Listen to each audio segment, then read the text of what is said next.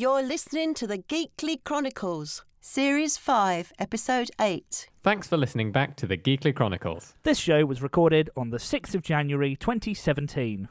This version of the show isn't quite the same as the one that went out live, as we've had to edit out all of the songs. It's nothing personal. We're just big fans of making sure artists get paid for the great things they create. If you want to listen back to the show in its full musical glory, head over to our Mixcloud channel, where you'll find every episode of the Geekly Chronicles as it was meant to be heard. Ooh. That's mixcloud.com/GKLYCO. Thanks again for listening.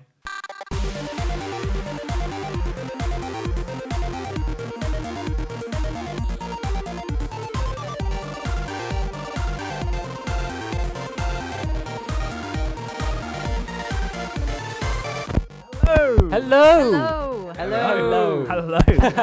Welcome to Episode 8. Yes. It's a special, extra long show with extra special guests. Indeed it is. And it's a week in which scientists found a brand new organ in the human body that we just straight up didn't know was there before. Oh, that's handy, I suppose. Yeah. It's also a week where a student from Ohio turned up to the birth of his sister's baby in a suit and tie because first impressions count. They Yes. certainly do. It's also the week that a UFO that looks exactly like the Starship Voyager was spotted in the sky by a UFO skeptic. It's also the week we found out that a Buckingham Palace guard nearly shot the Queen by accident. Oh dear. And the week that a woman in Japan ate 4,307 calories of KFC in one sitting because it's her job. Career goals right there, to be honest with you. But in all of those weeks, it's the Geekly Chronicles. Time to insert some bugs in our cake holes. Ew. I'm actually rather excited about eating some bug-based delights cooked for us live on the show by our very special guests, Andrew Smith and Tom Gilliford from the Great British Bake Off. Hello, Andrew and Tom. Hello. Down there in the kitchen. Nicely synchronised, I must say. Very good, very good. Professionals. Yes, indeed you are. We'll be finding out what they've got in store for us shortly. And as always, we have all your usual favourite features, and we'll be playing your requests. You can get them in via our chat room, which you can find on the Geekly website at gkly.co, or tweet them to us at gklyco. You're listening to the Geekly Chronicles. It's like a boiled egg, only the soldiers are geeks and the egg is a studio, and now I'm hungry. I'm a bit hungry too, to be honest. Yeah. Well, now, before we hear from Tom and Andrew, we have a winning word to announce. Yes, we do. If you don't already know, this is the part of the show where we will give you a special word to listen out for. And then when you hear that word spoken by any of the presenters during the rest of the show, you can win things. Things. And stuff. Yeah. You need to listen carefully, but as soon as you hear the word, you can call in and claim your prize. Kez, why don't you hit the buttons and let our listeners know what the word is? I have the buttons right here. Brilliant. This week's winning word is Drum roll, please. Hogmanay. Relevant. Yeah, Possibly. indeed. I know some people might not know what the word means, but I'm sure that will become obvious as we start talking about things related to it later in the show. But as soon as you hear the word, be the first to give us a call and win all the stuff. All the stuff. Indeed. And now, by far the most exciting part of tonight's show, the terms and conditions. Yes, indeed. If you hear the winning word, give us a call in the UK on 020 3389 6245 or in the US on 415 287 9705. You might just win something. Calls cost the standard geographic rate from mobiles and BT landlines. Other networks may vary and international calls will cost significantly more. Lines close at the end of the show. Please do not try to enter if you are listening back to the podcast as the competition has closed, but you may still be charged. For full terms or to find another regional number, visit gkly.co/win. Please also remember to get the bill payer's permission before you call. And lines are open now. I had a cousin called Bill Payer once. Were you able to get his permission for things? I had to ask his permission every time I wanted to do anything. It's a bit, Well, I mean, yeah. I suppose that's a good thing if it concerns bill payer. It does. But the next song we're going to play, just moving quickly Moving on on. this terrible Yeah. joke. This went nowhere. I've dug myself into a humour hole that no laughter can get me out of. I love a good humour hole. Anyway. Yes. We've got a request, or more of a dedication to play first off. And this is actually something from one of our lovely special guests downstairs. So I'm just going to go down to the kitchen by bringing up these faders. Metaphorically, and yes. see. I hear something. What's going on in there? Hello, kitchen. No, they're obviously Apparently they are cannot hear us. busy blending, Blending. whisking. I think that was Yes. whisking. Would you fund it? That's right. It is. It's time for our regular foray into fictional crowdfunding. Yes, that's right. Our look at what you could fund if it were really on Kickstarter or something. And this week, it's now actually an idea from one of us. No, this week our wonderful guest Tom is going to pitch you an idea. We don't have a jingle for that. Oops. Probably should have thought that through. Kind of be more useful if all of our guests were called either Chris, Catherine, or Kez, really. 'Cause we Yeah. have jingles for that. Yeah. So this week's pitch is from the magnificent. I was trying to think of a bunch of alliterative words there, but I couldn't. I'm not very creative on the fly. Oh well. But speaking of flies and bugs and baking, let's head As down one to does. let's head down to the kitchen and hello, Tom. Hello. So you came up with the idea for this week's Would You Fund It? I did. Yeah. I thought it would be awesome if when we're on social media and all the time and it's always your phone buzzing, we actually love it when you get a letter. I love getting a letter. It feels special, especially if it's like a parcel or something. I thought, how great would it be if I could get all those interactions from people, instead of them being on my phone, if they came to me in a nice letter in the post. And so I wanted a service that would send me my social media messages as a nice handwritten letter. So yeah, I mean, I don't really get handwritten letters anymore. I get the stuff I get through the post is either parking fine reminders, and I'd like to say I've never had one of those, but I might have. Bank statements. Things I've ordered from Amazon. Yeah, I mean, I Yeah. get Yeah, packages you know. quite a lot.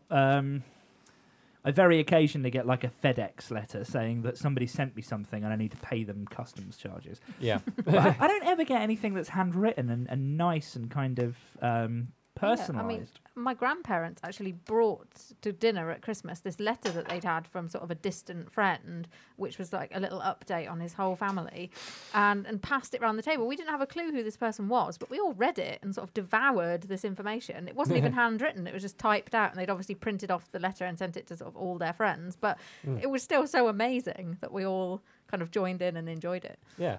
So, Tom, you think that would be a good idea for social? We should take social media back into the Victorian era of Basildon Bond and physical. Exactly. I think social media is people wanting to make connections with each other, but sometimes it gets used to alienate. So let's have it being real and nice, so that we're not just getting bills and, you know, people trying to sell us new electricity tariffs. Instead, it's people sending us nice things that we want to receive in the post. That's a pretty good idea. So, the five of us, us three usual Geekly people, and our lovely guests Andrew and Tom, sat down earlier and thought we'd imagine how this might be. And as a reminder, this is something that you as listeners can vote for. Yes. Throughout the show, you'll be able to vote to see whether you would or wouldn't fund this. And if you would fund it, we'll give Tom an extra special something at the end of the show. And if you wouldn't, well, then we'll make him walk home. I think that's only fair. Seems fair to me. Yeah. So here's what we imagine this lovely world of Basildon Bond social media would sound like. My name's Bree Tweet, and here at the Institute for Tactile Social Media, we've been working on ways to make your social accounts feel a bit more real. In this fast-paced world of microblogging and real-time news, we think it's time we made things a little bit slower. I'm Dr. Morelikes, and I run the paper lab here at ITSM. We think we've come up with something truly revolutionary. Ooh, posts here. Wait, what's this? Dear Tom, how are you? I love your cakes. How do you make the perfect fougasse? Your fougasse looks lovely to me. How is Mary Berry? Do you like pie? I like pie. Do you like my cake? Look at my cake. Look at the inside of my cake. No, really, look at my... Who is this even from? Love from your Twitter followers. Oh... For the first time, you'll be able to read letters made entirely out of your Twitter mentions, sewn together as though they were a delicately penned letter from a friend or loved one. Oh, come on. This is the 6th letter I've had this month that was just pictures of kittens. What am I even doing with my life? Oh, look at the super cute kitty. It's a super cute kitty. Whether you've got 10 followers or 10,000, we've got a paper-based product that'll brighten your day and bring social media right to your doorstep. We've even got a little something for you celebrity tweeters out there. Oh my word, there's another one. Hello? Yes, police please. It's me. I've just opened my curtains and there's another cardboard cutout on my front lawn. This one's holding up a sign that says, "Marry me, you cake-making dreamboat." Yes, that makes 42 of them in the past week. Whose idea was it to make cyberstalking more of a reality? Letters from the internet. Coming to a doorstep near you, whether you like it or not. And another one, 43. Wow. Wow. So, Wow, indeed. so Tom, what do you think? I think it's a great idea. I mean, I don't understand why it hasn't already been made, frankly. And I have to say that Andrew usually likes my cardboard cutouts, so I don't know what the problem is. When they're from Tom, it's okay. Ah, there we go. Well, fantastic. So thank you, Tom, for submitting that fantastic idea for us to Would You Fund It? Yes. And, yeah, how can people vote for it, Chris? Well, people can vote by heading over to the website at gkly.co/fundit and casting their vote as to whether they would or wouldn't fund it. Or you can vote in our poll, which we have tweeted at GKLYCO, and we will be checking in with the results later in the show. Very exciting. Now, we've got a whole bunch more really exciting stuff coming up on the show tonight. Not only do we have Tom and Andrew, who are going to be baking for us in the kitchen. We'll talk to them a bit more about what they're actually going to be doing for us after the next song. But we have all of our usual features. Obviously, you've heard the winning word is coming at some point this evening. You can vote in Would You Fund It? And we have a Game of Geeks coming up later. We do. The questions are particularly mean this week. Oh, lovely. And Thanks for there's a wonderful themed question given the guests that we've got. Ooh. But that's all I'm going to give away at the moment. Lovely. I couldn't possibly guess what that might be.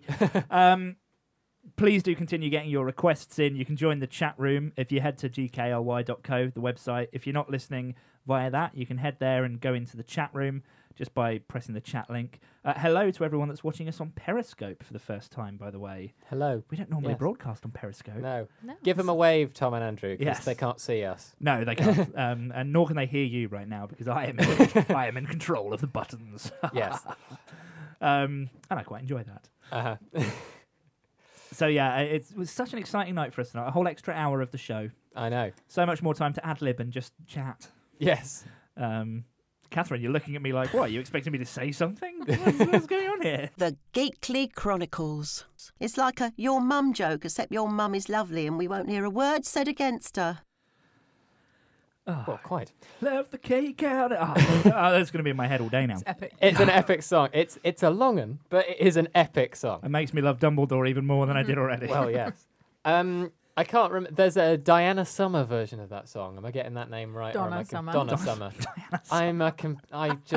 It's been a long day. I'm Okay. too young for this. Yeah, sorry. As the child of the group, we're getting some gestures I headed our can't way. say in what the I want studio. to say to you on air, so I'm just going to hold these Say fingers it. here. Say it to Diana And Summer. say. Then. So, as we may have mentioned, joining us on the show this week are Tom Gilliford and Andrew Smith, both contestants from this year's Great British Bake Off. They've joined us to do a bit of baking, but using some slightly non-traditional ingredients.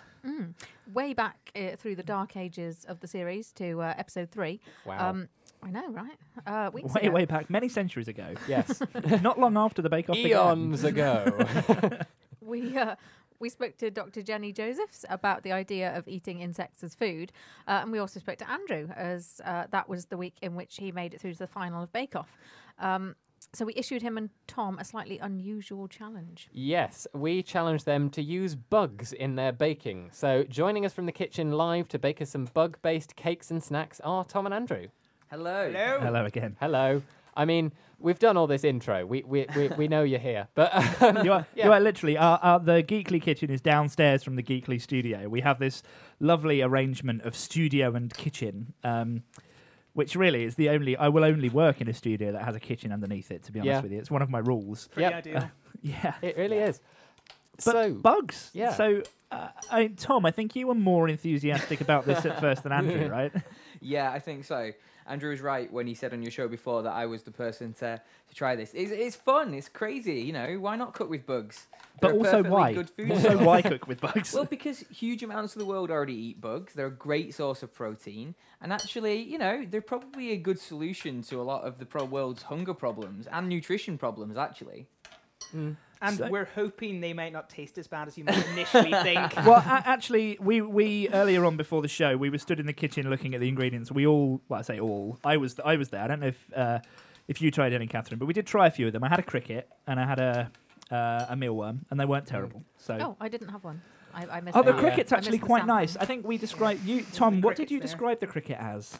I think Andrew, it was Andrew who described it. Tom had a very elegant way of describing it. I described it as a meaty Rice Krispie. I like that. I Meaty like Rice the meaty Krispie. Rice Krispie description. It did. It was almost like a Rice Krispie with like chicken salt on it or something. It was quite Yeah, nice. it's lovely. It's So a I- healthy snack, you know. I quite liked that. So I would eat crickets again. That was not terrible. Yeah, and but you two, we can hear in the background lots of kitchen-y stuff going on. So you're obviously making something for us this evening. So Yes. what is it you're actually So making? we're doing two things. We're doing a savoury and a sweet. I'll let Tom talk about the savoury. We're trying to do a cake. It's kind of like a picnicker's revenge. So we're kind of trying to sneak as many bugs in as we can. So we're having a cricket flour chocolate Genoese, which is in the oven as we speak. Lovely. We're doing a lovely chocolate ganache, which we're hopefully not going to ruin with the addition of some. Is it ants that we're using? Oh no, they're mealworms. No, mealworms. Sorry, a mealworm ganache. So we've ground up some mealworms Nice. with a couple of walnuts, which we're going to stir in and ruin our lovely glossy ganache. Then we're going to have some crystallized ants, and then an ant praline as well, which Yeah. is going to be on Wow. Jurassic Park style shards on top of the cake. Oh wow! Excellent. Now the savoury that we're doing. And the savoury is going to be a little bit more visceral. We're not going to hide the insects so much. We're going to be making some lovely tacos with crickets. So we're going to be making a lovely fresh guacamole, pickled onions, and then fried crickets all over them to be lovely and meaty. You see, you had me with the guacamole, the pickled onions. I love a good taco with fried crickets. With fried Yeah, crickets. That's a new one. I want it even with the cricket. I think the crickets are probably the most palatable of all the insects we've got here. The queen ants, I don't know if we want to show those on camera, are very menacing looking. When you look at them, they're quite large and look as if they've got. Tom said they had quite a few legs to get through. Yeah, there was quite a few legs stuck in my teeth after I ate those ones. But, you Oh, know, nice. You're really selling it to us. yeah, you know, who Oh. doesn't High in want a leg? protein, so we're all about those gains. Yeah, gains, Yeah. gains. Excellent. We'll have the studio floss ready. Yeah, well, I'm starving, so I'm going to eat whatever's put in front of me. Fantastic. Not literally starving. I mean, the idea of me wasting away is laughable. But it's. I really want some food, and the smell that is coming up from the kitchen already. Yeah, It's just I'm incredible. intrigued by the smell that we've got. It is smelling quite nice, despite the ingredients that you've just You know what I'm listed gonna off do for it. us. Yeah, we've got the cricket flour Genoeses in the oven already. I think people on Periscope have seen us doing that. So they're baking away nicely. I'm just getting started on the ant praline, and Andrew's God. just dumped a load of mealworms into a beautiful ganache. I and- put the mealworms into the ganache, and this is admittedly an experiment. And we had a lovely glossy ganache, and it does look as if someone's Grainy. had a bit of an accident in some porridge. Oh, But Wow. I'm hoping it's going Yeah. to taste incredible. Lovely. Well, that's Hopefully. the first bite is Hopefully. with the eye, as they say. So that's going to be an interesting. The first one. bite isn't that great, so hopefully the second bite will be better. The problem Yes. is if it bites back with these things.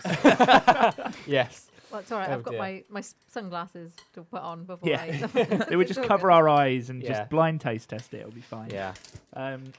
Yeah, so I'm really looking forward to trying that. We'll be trying those towards the end of the show. So we'll be checking back in with Tom and Andrew to see how they're getting on at various points during the evening. So we'll say goodbye to you for now down there in the kitchen. Bye-bye. Yes. You can still watch us, remember? You can indeed. If you would like to watch along as Tom and Andrew bake away, you can tune in live to our Periscope feed, which is at periscope.tv/GKLYCO. But interestingly, you can just go... Oh, I hear something. Oh, that was either frying or water. And my hob's turning on. Lovely. There we go. I can hear it cooking. Action. Sound is wonderful, isn't it? I love it. I love it. I'm getting a real feel. It's like I'm there. It's almost like we're on the radio and have to rely on nothing but sound. But you can see a feed, even if you just head to our Twitter page, twitter.com/GKLYCO. It's the pinned tweet there. You can see the video. That's just from the kitchen. We're upstairs. We don't have video on us. Yeah, we're the hidden interesting away. stuff is happening in the kitchen. It definitely is. All right, so we will be back in the kitchen a little later on in the show. It's rather exciting. It's very exciting. I'm quite happy, but also I'm excited for the rest of the show. We've got loads to talk about. We've got Game of Geeks, which is fantastic. We've got a guest as well, Catherine, who's joining us. We've got Robert. He's from Texas, and he runs a Little Herd, which I believe he's into farming insects. So he's a real expert on that. So we've got some questions for him, so he can tell us a bit more about what it's actually like to farm this stuff for food. So we'll be connecting live to a bug farmer in Texas. Mm-hmm. That's We will what I've indeed. always wanted to say on the radio. It's like it's bucket list tick right there. I like that we've got every stage of the bug food chain here, from the farming. We are from farm to fork. Yes. In bug terms. Wow, from farm to fork. You should work in marketing. Yes. Flying from farm to fork. Yes. To be fair, I did Words. get that off a packet of sausages, I'm so gonna- it's not original. But I'm going to tell you, I play a song now. You're too cheesy. yes. But lots more coming up. Don't forget to listen out for the winning word. We played the jingle with the winning word towards the start of the show. We may remind you of it at some point as well. But listen out to that. Phone in. The details, the phone numbers and stuff are on the website as well. If you hear that, you can win cool stuff. And there's also the Would You Fund It to vote in as well. You're listening to the Geekly Chronicles. It's like a brand new combine harvester, but we'll be keeping the key, thank you very much. That was inadvertently the most perfect song for this show. It was a brilliant song. I we loved were that. clapping away up here in the studio. Yeah. I really hope that won Eurovision. Well, I don't think it did, but it should have. Definitely should have. Should have won. I love that. I'm going to be singing that. I think Adele should do a cover of that. I'd say Richard Harris should do a cover of that, but Yeah. Yeah, that would can't. be difficult. Yeah. That's a shame. but I think I mean unless that was also a Richard Harris original, I'd love Dumbledore to sing that song. In fact, I want Yeah. Dumbledore to sing to me about cake for the rest of my days.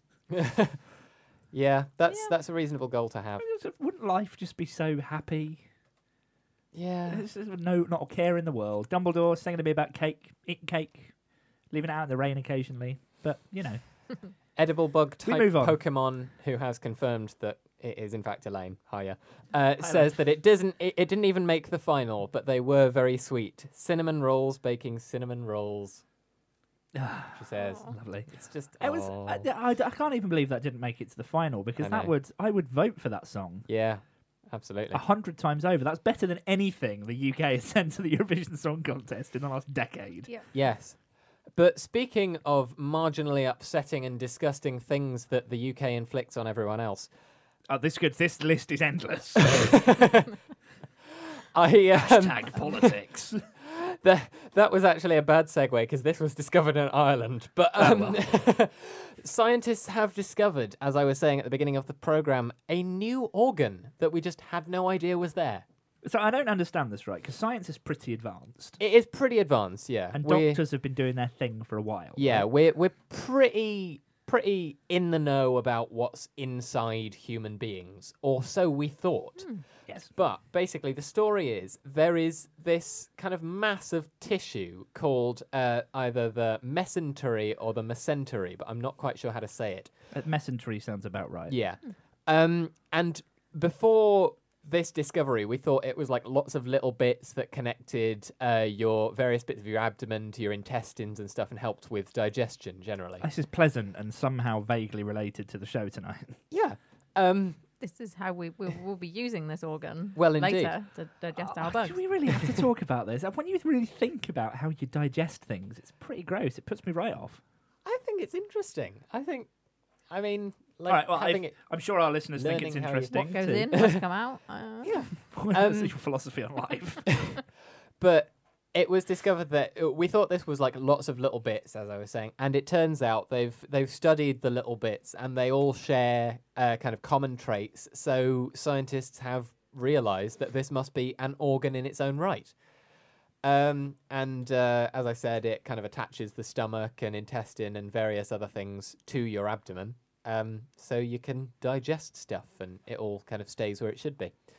Okay, so we always kind of knew it was there. We just Yeah, didn't know didn't that it know was it all was an one organ. thing Yeah. and it was all organy. Exactly. It was a bit of a mystery. We just thought, oh, this is a handy bit of tissue that connects up the human body. But it turns out these various handy bits of tissue are an organ in its own right. Oh, I mean, that's kind of cool discovery, I suppose. Yeah. So what does it mean now that we've discovered it? Is there anything new we can do with it? Can we? Well, now we know what it looks like and where it is and that sort of thing. The next step, scientists are saying, in fact, Professor Calvin Coffey, who discovered it, said the next step is function. If you understand the function, you can identify abnormal function, and then you have disease. So this might help us cure diseases that we currently don't have accurate diagnoses for. Like this is so a lot of people that will go to the doctor and it will take them. They'll go and see specialists and it will take them years and nobody will still work out what's wrong with them. But there's something Yeah. up causing them pain or discomfort. This could be a step to solving something for them. Exactly. Now they can that's say, cool. oh, there's a new organ we can check. Let's do the tests on that. Let's see if it's functioning abnormally, and then cure the problem, hopefully.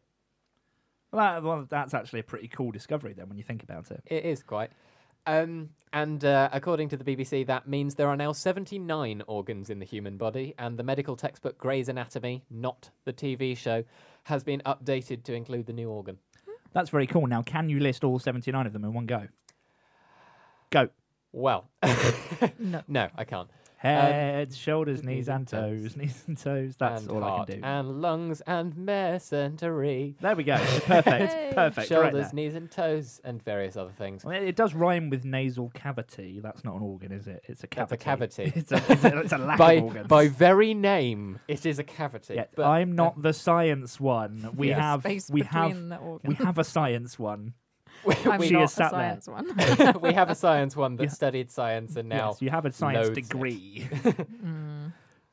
I think that's debatable. yeah. Okay, you studied for a science I degree. did, yeah. I even have a certificate somewhere. Exciting. Does it have mesentery written on it? Or No, whatever it is? no. No. See, No, I keep almost didn't saying exist. misandry, which is a very different Yes, thing. Yes. that's not something we found in the human body. Well, I it's think something it's something we found in the frequently. human mind, Yes. but it's not part of anatomic function. There's been a lot yeah. of other interesting news this week. Speaking of things that have been part of anatomic function, what else has been happening in the world? Well, I suppose talking about digestion, in one of As the one does. yeah, one of our news stories was the woman who ate 4,307 calories of KFC in one sitting. Well, that is one sitting, though, isn't it? That's one bargain bucket. That one KFC meal is that amount of calories, surely. I mean, I wouldn't be surprised, but no, it does look like there is more than that. It says in the I have pack. a list. Yeah. Go Um, ahead. Yeah, what was it? So in the so there was a video posted online. She eats a KFC Christmas pack, which contains 5 KFC original chickens, 10 Whole chickens. Yep. apparently chicken tenders, barbecue chicken nuggets, and a luxury premium roast chicken. Ooh. Oh, and some coleslaw. You can't forget the Colonel's coleslaw. I love KFC coleslaw. Really? I don't Yeah. think... I love coleslaw generally. I like I prefer potato salad, but I love coleslaw. Yeah. But I don't think I've ever had KFC coleslaw. It's like the one vegetarian thing on the menu. So I became well versed when I'm with a large group of people and they're like, "Oh, should we get a KFC?" And I'm just like, "Yeah, I'm like one out of 7 people that can't eat chicken." I mean, Have, like, I'm fries I'll have and the coleslaw. Yeah, I'll have the beans, the fries, and the coleslaw. I'll do the middle class pretentiousness here. Waitrose coleslaw is lovely. Wow. I've had a lovely coleslaw from M&S. And the food court at Harrods does the best coleslaw, but Wow. Yeah, Well- no, I'm not quite that bad. I must say the Tesco everyday value coleslaw also holds up. Yes, but all of the vegetables in it look the same, and it's all the same kind of vaguely translucent orange. It's just carrot in salad cream. That's basically what you're getting at Tesco. They say, like it's a problem. Well, okay, fine. It's not a problem. It's just, fine. I'm a snob. I admit it. But what else has been happening in the world this well, week? actually, I wanted to kind of talk about this Oh, food yeah, thing more. Yeah. I mean, Because- I'm confused by why she's done this. So So she's a Japanese food blogger, but this sort of seems to be part of a trend in sort of competitive eating, which started off as something called, is it mukbang? I don't know if I'm saying that I correctly. think that's about right. Which means social eating, and it seemed to become popular in South Korea, sort of around 2010. But this isn't the same as like man versus food challenges.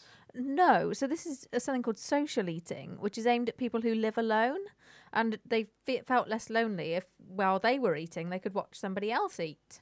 So it's like people would just stream a video of themselves eating for other people to watch while they were eating. The internet's a weird place, isn't it? But I mean, It I say weird from my point of view, but I think that if it brings joy to people, then fair enough. I mean, Yeah. I kind of get this in a way because I find it really difficult to sort of cook good food for myself when I'm on my own. I'm not Because- sure that good food was the crux of this story with the Well, no, 4,000 calorie but- KFC thing. You know, when it's just me, I can never really be bothered. Whereas if I thought, well, you know, I'm going to broadcast this on the internet, I'd probably bother a bit more. You know? Yeah. Well, yeah, like we're periscoping live from the studio kitchen at the moment, and, you know, we cleaned it. So we cared. Yeah. And also, we're cooking something really rather nice and special. We're not just bunging a microwave meal in. Well, we're not cooking something, no, but Andrew and Tom are cooking something. And you say really rather nice, but we assume, Well, Yeah. you know. we hope. We do hope. But yeah, I kind of get the, like you were saying, I kind of get why someone would do this, and like why it would maybe make you want to make an effort with your meals a bit more. I think this is a good thing. I should also point out Elsa Eats in the chat room has pointed out that KFC also do corn on the cob. Yes, that is another veggie favourite of mine. Oh, actually, I've had the corn on the cob from KFC, and I like that. I think any place that does food should do corn on the cob. I'm a corn on the cob is pretty good. fanatic. I love corn on the cob. Yeah. I sort of think I prefer my corn off the cob. I mean, I love sweet corn. Don't get me wrong. I love corn in things. It's one of my favourite kind of quick vegetables to make. But there's something about corn on the cob.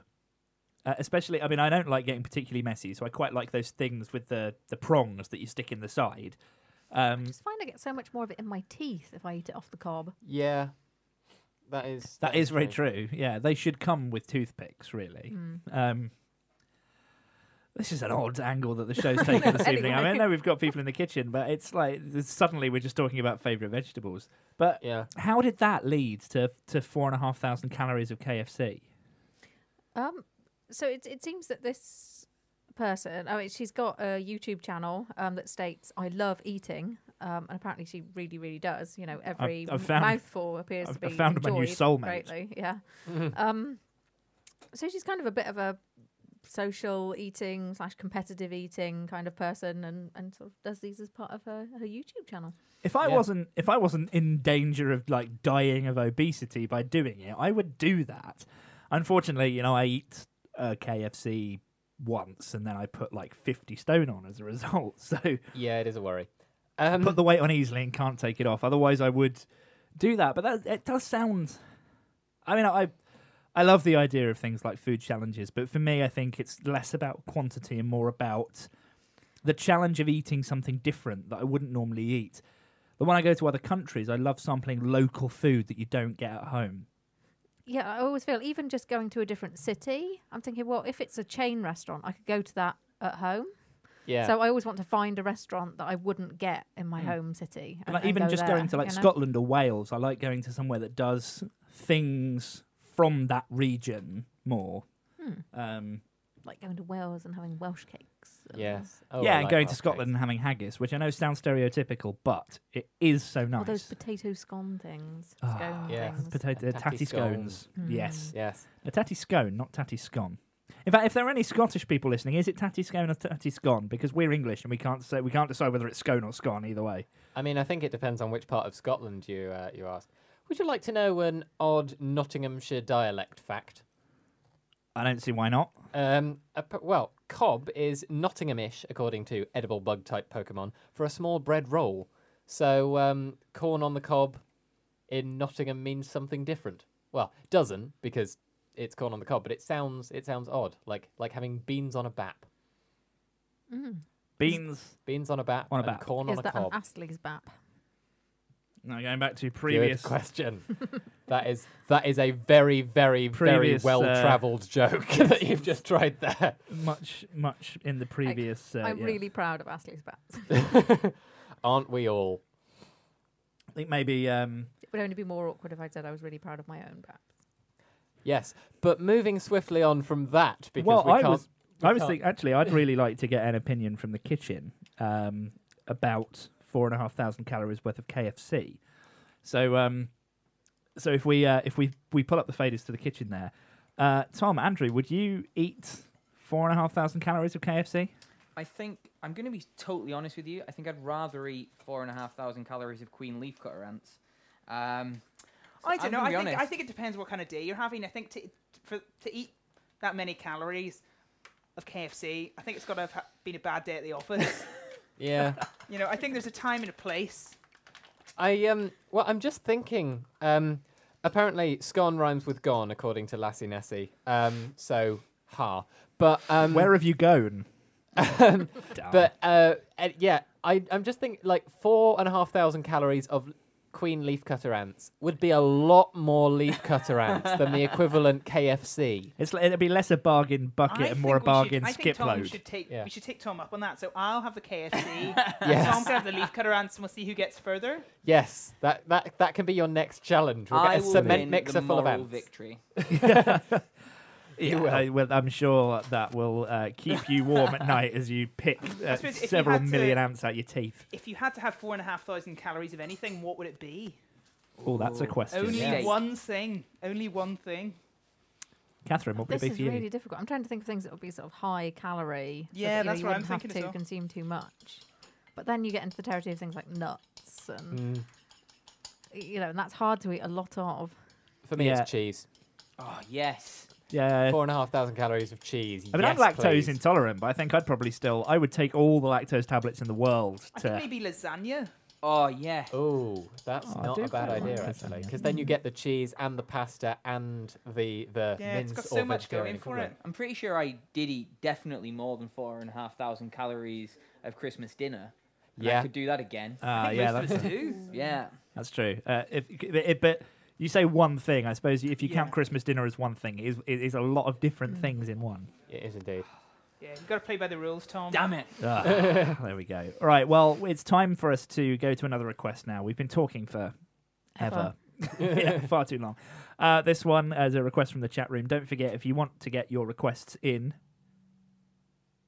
I was really hoping that one of the other two presenters here in the studio would jump in there. What, and say, halfway through a sentence? If you want to get, Your requests in Why not? try. going into our chat room. This is kind of working. Or If you're a regular listener, you'll know it's time for the Geekly Chronicles. If you're an irregular listener, you need to eat more fibre. The thing I love about that song is the link is so tenuous. There's one line in there that says, "I don't like cricket." yes, and it's not even the same sort of cricket. We're going to assume it's the same sort of cricket. Uh-huh. But things that have crickets in them and cricket flour and mealworms. Oh, let's return to the kitchen. Hello. Hello. Oh yeah. So how are things going? What are you up to? Talk us through what's going on. Well, we're actually just tasting the ant praline right now, which, from the smell, I thought was going to be horrible, and actually is fine because it just tastes like sugar. Basically, that's a technique we're employing quite a lot here, disguising the meaty insects with sugar. Yeah, but we've just finished making. Oh, I don't The- like that, Tom. Oh, Oh dear. Oh dear. We've disgusted Andrew. We've just finished making our crystallized queen leafcutter ants that are going to decorate the outside of our cake. So these are whole giant leafcutter ants which have these massive abdomens. We just dusted them in sugar and we're about to crystallize them. Much like most normal people do this with flower petals, like roses and primroses, but we're not normal, so we haven't. But if you're making a cake, say, for a relative and you don't like them as much, you can substitute the ants for the petals. That'd Fair be a nice enough. thing to do. Yeah. So, I mean, how do you crystallize an ant? So the ants are dried already, which makes it a bit easy, but you coat them in a bit of egg white, and then you just dust them in some caster sugar, and then we're just popping them into the oven for a short period of time just to dry out that egg white. Now, you don't actually need to do that. You can just leave them to dry naturally and it'll happen, especially if you're doing it with flowers. You won't want to put a flower in the oven, but because we're using insects, we can just pop them in the oven for a little bit to get that egg white to dry out. Wow, that's amazing. I have to try that. Can you crystallize anything? I pretty much, Within yeah. reason, as long as it's dry and it's, I think it being kind of dry is the main thing. So I mean, I've had crystallized ginger before. I love that. Yeah, I mean, that's a slightly different thing. That's where you boil in a sugar syrup. So you're also almost similar to where you make candied orange or candied peel. Oh, yeah. We haven't made any candied insects. We could try that. oh gosh, Well, yeah. go for it. Go for it. Be creative. Given Andrew's reaction to the praline, I'm not sure it would get a It's interesting. good outcome. I'm just looking here. I've just taken it out of the fridge. We've got our ganache, which has our ground mealworms in it, and it's looking interesting. I'm not going to lie. I'm just going to try a bit. I don't know if you want to try a bit too, Tom. I'm gonna and try a bit, see, yeah. See what you reckon. Just do a taste test. I was going to use a spoon because he's posh. Taste as you go along. Tom will just stick his finger in it. We have to eat this when it's all assembled. That's nice. Yeah, That's nutty. it is nutty. Yeah, mealworms, the nutty fruit. You know what? Yeah, I actually think I'm more sold on that than the praline. Yeah. But I think together it could all work actually, because the cakes have come out. The cakes are cooling now. Cakes are good. And those are smelling quite nice. So I think the cakes with this ganache, with the praline on top and some of these crystallized ants, I think a slice of that might go down quite nicely. I've got quite a few legs stuck in my throat though from Yeah. the praline. I'm not going to lie. A nice glass of water would Yes. be quite nice. Yeah. Yeah, or something stronger, maybe. This is definitely a Strong cake water. to have with tequila, I think. Okay, Tom's going to be doing a wine pairing later on. Yeah. fantastic. Brilliant. You want a mezcal forward with to a it. nice tequila worm in the bottom of it, you know? Oh, dear. Traditional. Ah, dear. that's quite a good Yeah. idea. So what's left to do then? What's next on the agenda down there in the kitchen? So we're going to get started on the savoury dish once we've finished prepping for this. So we've got to let our sponges cool down before we put the ganache on, because you don't want your mealworms running off the cake in any sense of that word. No, you really don't. Can mealworms run? That's a question for the scientists. Not after you've blended them inside a ganache. Well, but we're as gonna it turns we're gonna out. get going on frying and getting ready our nice tacos. So Ooh. frying off our crickets and covering them in my signature cricket spice blend. You know, Well. KFC can keep its 14 herbs and spices. This is Tom's signature cricket blend. Wow. So we're going to see how that goes and then start layering up our delicious tacos. It's all getting rather exciting. I'm still massively hungry, so I'm excited, and even more excited by the idea that there could be random candied insects around the house as well. There's things to keep in your studio. Fantastic. Yeah, absolutely. So thank you so much for the update, both of you. We'll be coming back. We've still got some more interesting news stories this week to talk about, and there are definitely some that we want to get your opinions on as well. Oh, yeah. So we'll be back to you shortly. But I'm actually getting quite excited about eating these insects. Yeah. Me I mean, too, I'm not going to be especially- eating them, but I mean, Yeah. like they arrived. We ordered them off the internet. as one does with these things. Well, and we will include some links in the show notes online afterwards. So if people want to try these recipes for yourselves, we will actually tweet, and we'll also put in the show notes some links to where to buy the insects. Yeah. But we got them and they looked so unappealing to me. But then we were talking earlier. We tried the crickets, and now with all the cooking them into things, it actually sounds really nice. And the smells. I'm sat here with all these smells coming up from the kitchen. It's just They seem to be sort of seeping under the door. There's a real kind of cakey aroma. like, yeah, we are Definitely. in a soundproof studio, and yet still this smell is seeping through the doors. And Well, yeah, it's soundproof, not smell-proof. This is very true. You mean they can smell us too? Well, I mean, if we smell bad enough, then they downstairs could probably smell us. Absolutely. So coming up after the next song, we've got a bit more funky news to talk about. We do. We're going to check in on Would You Fund It? We've got the winning word competition running still. There'll be a reminder on that. There'll be a reminder on what that word is. What that word? That's a tongue twister. Is it?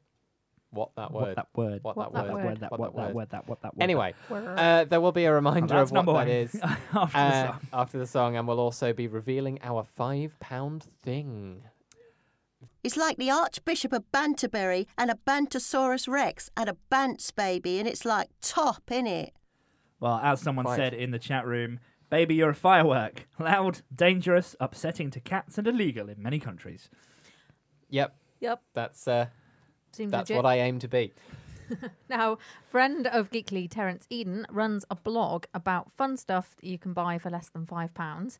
And we have one of those things to add to the winning word prize bundle. That's right. Every episode, we order something at random from the Cool Stuff for £5 and Under blog at fiverfun.tumblr.com. We have absolutely no idea what it's going to be, so it may well be terrible, but we're going to open it up and see what's in it.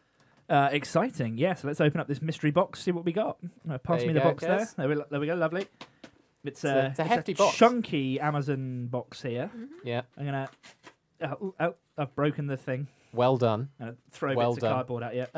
Thanks for that. Really? Having to... Narrowly missed my water glass. Wow, this is hard to get into. There we go. Okay, are we ready? Yeah. Ready as I'll ever be. It is... It's a book. Ooh. The Little Book of Hygge. Little Book of Hygge. That word is pronounced Hygge. Hygge. It is a Danish word, and it doesn't have an English translation.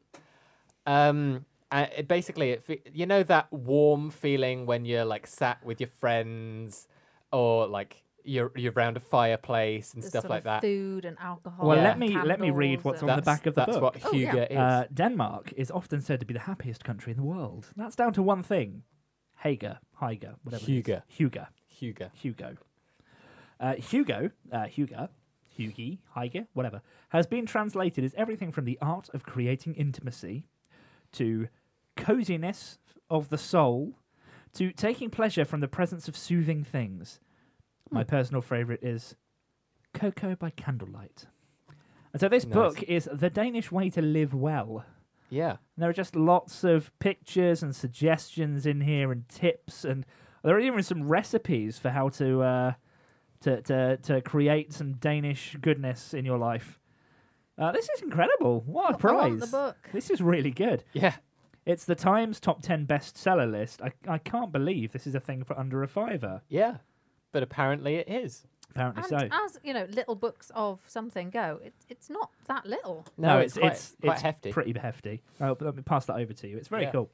So that is added to our prize bundle for the winning word this week. So you will win for this week's show that book and a bundle of Geekly goodies. Indeed, you will. We have lots of Geekly goodies. We will send them out to you as well. So the Little Book of Hygge. I'm flicking through it now.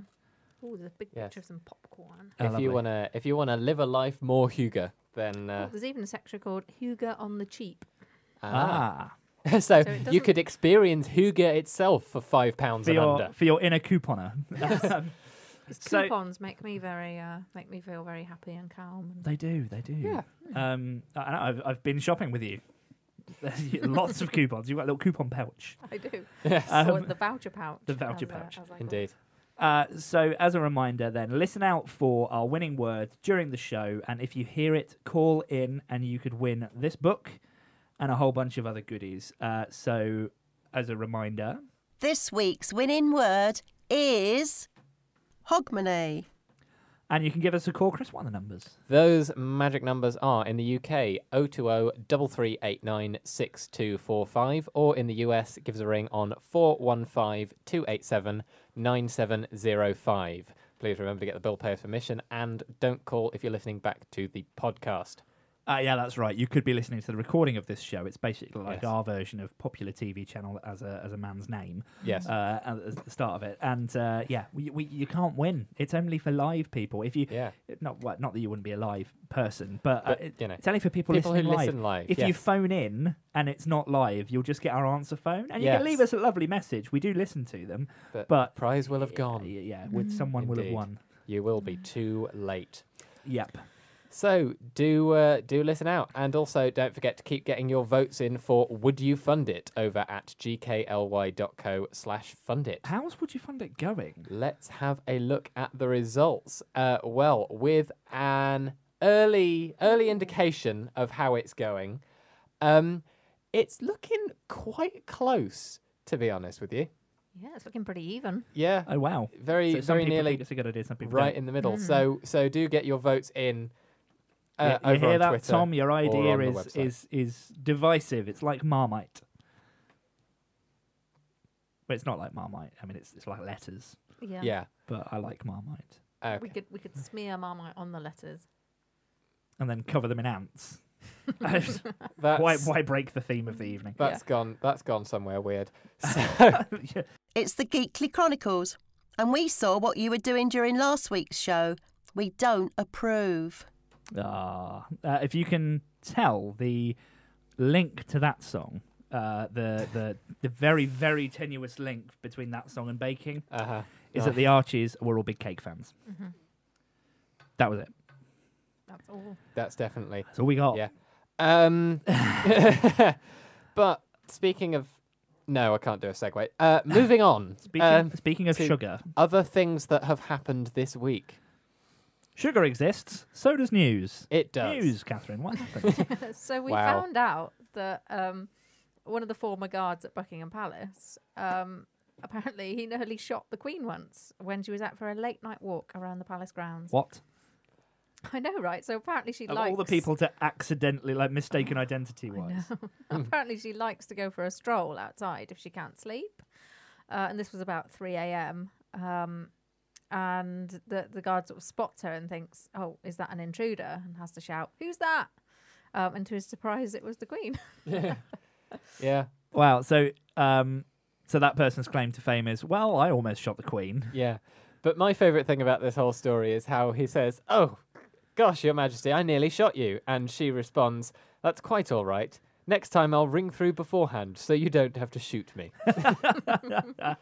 Oh, gotta love old Liz. Yeah. Yeah.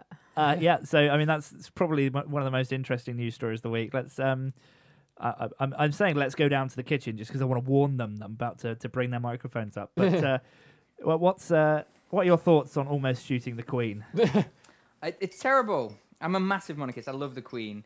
It would have been a nice tragedy. Can you imagine what had happened to that poor man if it had happened and it'd have been the end? Probably would have brought back, hanging, drawn, and quartering. Yes. Yeah. That would very much be the highest form of treason.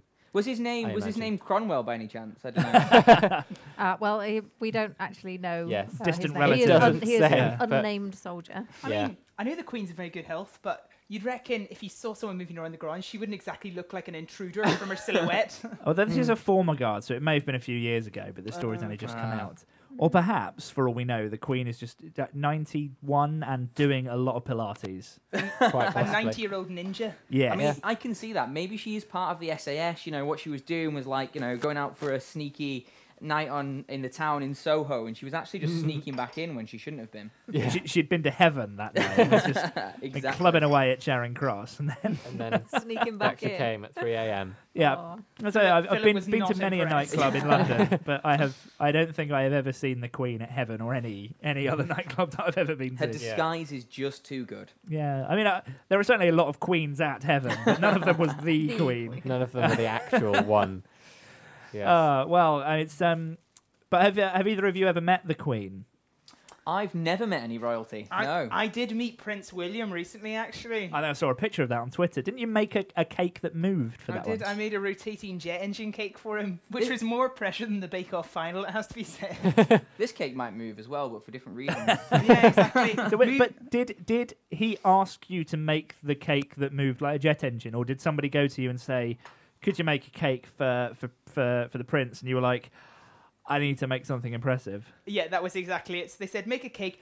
Don't worry, it can be something simple. And I thought, well, it can't really be something simple.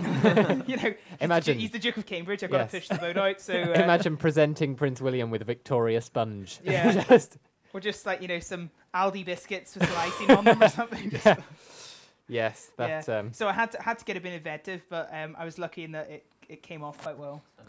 Well, and speaking of cakes that come off quite well, Andrew, Yeah, we've been asked, we've been contacted by an anonymous source who may share a surname with you. Apparently, there's a story about a roulade you made during a family Christmas 2015. What's the story there? Is this my brother by any chance? Your brother has been in touch. Oh, Jamie. Well, you know what? I made a delicious roulade and nothing went wrong. I No, get I a mean- feeling there might Yeah, be slightly more to no, it than I- that. That's I not made- how he tells it. I made a gingerbread roulade, and it might have been slightly overbaked and a bit too thin. So it was like a, if you rolled up a yoga mat, but with some cream in the middle. It was kind of like that. So like a ginger yoga mat with some cream in the middle. So he's just, he's a bit envious of my success. He keeps on bringing up. That was years ago. Definitely not. It's a year 2015. ago. It was a long time ago. Definitely not a year ago. Yeah, it was Andrew's ages- yoga mats are far more edible these days. Yeah. Yes. Incidentally, Ginger Yoga Mat was my nickname at secondary school. So it's... Why did nobody laugh at that? I thought that was hilarious. But I you know think what? it's because it's radio. Yeah. Yeah. In return, I'd have to say my brother's had his fair share of collapsed pavlovas, so let's call it 1-1. Yeah. Well, fair enough. A collapsed pavlova is a it's sad like- day. I didn't anticipate for this to become like Family Feud, but it seems to have turned that way. Well. So what else was going on in the news this week then? UFOs, I think, mostly. So this is one of my favourite stories, just because it has brought to my attention the fact that there is a place called Random Island. I want to move there. Yes, I want to go to there. How much is land on Random Island? Can you just pay a random amount for stuff? I That haven't would be looked good. into it in much detail, to be honest. But yeah, so this, so a UFO that looks strangely like a starship from Star Trek was spotted over Random Island in Canada by a man named Chad. And so he handed in the footage to a Canadian news site and said, he was the last person to believe in aliens, but he couldn't really see what else it could have been. So Star Trek. Well, Yeah, it- I mean, well, reasonable. to me, it looks just like the Starship Voyager. But, It I'm could be. looking through it. Is it particularly clear?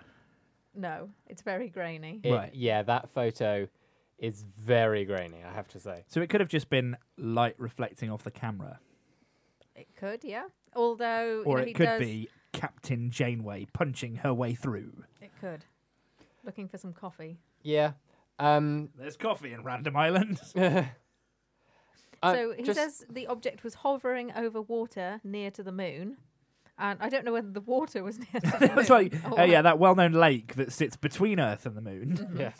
and was visible for 2 or 3 hours. After remaining still for most of that time, the object then moved up and down before rapidly shooting off out of sight. Although it's just occurred to me in that picture, it does look a lot like those big foil type kind of mylar weather balloon things you can get that are that sort of shape. Not to spoil anyone's fun or anything, but those are also that shape. Well, there's a developing story here in that Andrew's brother is still getting in touch with us to big up this roulade story. And so, Jamie, my response to you live on air here is: look, if you think that Andrew's baking is so bad, do better. Come on the show, bake us more food. Come cook for us. Basically, that's why we invite guests here, right? It's so that we don't have to pay for dinner. So, you think that you can do better? Then I really want to see that.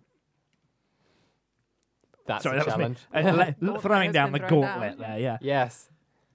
Well, But there's we more shall see how that news. So goes. what else was going on? Well, let's have a look at the rest of the news. This is the story that a man wore a suit to meet his sister's newborn baby because first impressions count. I know. I love very this true. story. I think this story is absolutely amazing. just so random, right? Of all the things, this person's about to become an uncle, and just thinks, you know what? First impressions are lasting impressions, so goes wearing a suit. It's such a kind of simple thing, So and I'm sure sweet. it must have happened before. But just the very fact that somebody thought to snap a picture and share it on Twitter, Yeah. and suddenly we're all kind of just falling in love with this guy It because was very viral. Yeah. Very You know. viral. It was. wants to make a good first impression. I think it was the third sister in that family. Just took that photo and shared it, saying, "You know what? This is a thing my brother is doing," and then followed it up with pictures of the newborn baby and this guy just mutually respecting each other. It's very cool. I as think the caption suggests. Yeah, if I were to ever be in the same situation, I think I would need to think long and hard about what my first impression there would be. You know, but do I wear a Santa costume? I'm real. Yes. Sort of ingrained from you. Yeah. Well, Start take a- that early. Take a page out of Ross Geller's book and go dressed as an armadillo. Yeah. Why not? Completely. I'm the holiday armadillo. Yes. Oh, well, anyway. I suppose it would depend when the baby was born as well. I mean, you wouldn't want to go like full on suited in the height of summer. No, that's true. I very mean, true. one That can could be only overly hope that it was warm. nice and cold at that time of year. I've just had a really mean idea. You could dress up as like an anthropomorphized bit of food or something, and then scar that child from ever eating that bit of food because they're going to think it's going to come alive and poke them. Right. That is another thing you could do. Going back to the Starship Voyager, Because this is we taking have a just weird been turn. made aware Yes. of Random Island Academy. With the You tagline, what? remembering our past and looking towards our future. I'm on their website now, actually.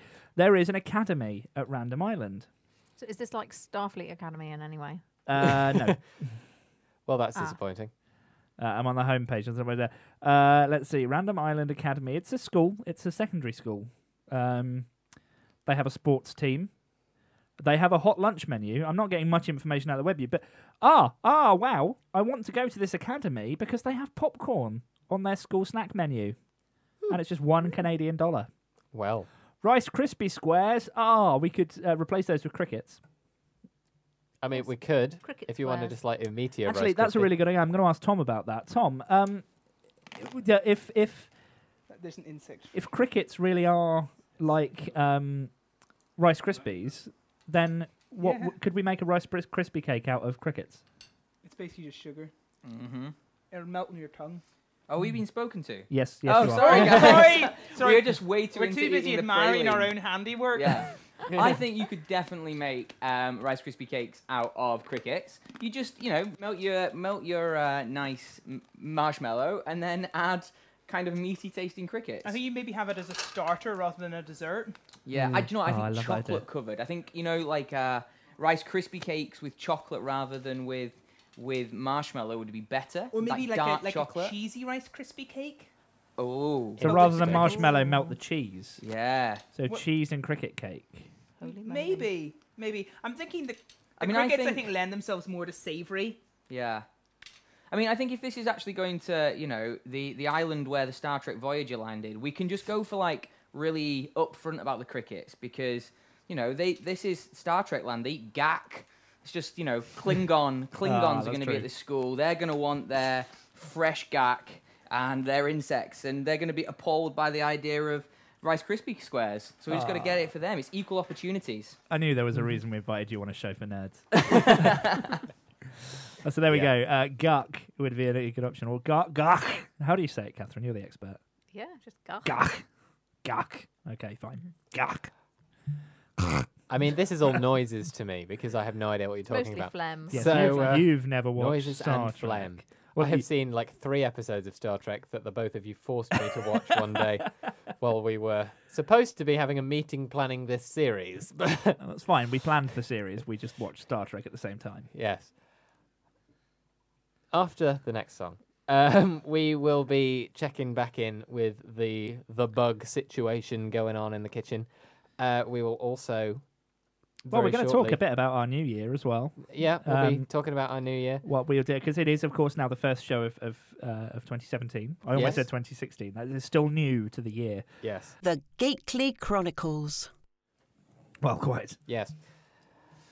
Well, We've had an update via Instagram from the kitchen, and it's the little candy or crystallized ants, which is looking quite interesting. it is. Very kind of Jurassic Park. But update from the kitchen wise, we are gonna go pop down and see how things are doing. Pop down metaphorically. Yes. Pop down without moving. How are things in the kitchen? Things in the kitchen are good. We're just about to start piping the ganache onto the cake. Cake's going to be done pretty soon, which is Yes, exciting. we're in the assembly stage, and we realised we did a first praline, which is that caramel over the insects. The first one was quite a dense level of insect, so we've done one for the brave. That's the brave. And one for the less brave. The one that you saw on Instagram was the less brave one. So there are a lot of ants per square centimetre on there. That's as a measure that I quite often keep an eye on, ants per centimetre. APCM. Yeah. Yeah. As an engineer, I can imagine that's a key metric for you. Yeah, and we've maximised it on the first one, Yeah. definitely. Wow. It's efficiency, but, elegancy on the second try. Yes. But I'm really excited about this, and I think that. But we've been contacted by a few people that actually have insects for pets, and are kind of thinking, what's the conflict there around eating insects and having pets? I mean, Andrew, have you ever had a pet, say, caterpillar or anything? Oh, I see where this is going. I haven't, but my brother did. Again, he's using this as a real opportunity to get back at me for all his childhood gripes. Yeah. Yeah, it really it's is. what radio's for. You know what? We all make mistakes when we're younger, and I might have accidentally curtailed his caterpillar's life when I was a child. Did you eat it? It was an experiment gone wrong. Oh, no, I didn't eat it. It was very furry. I don't think it would have gone down well. But there was an unfortunate accident with some bug spray in the wrong place at the wrong time. Ah. Total accident, but it's clearly stuck with him. I think he needs to get over it.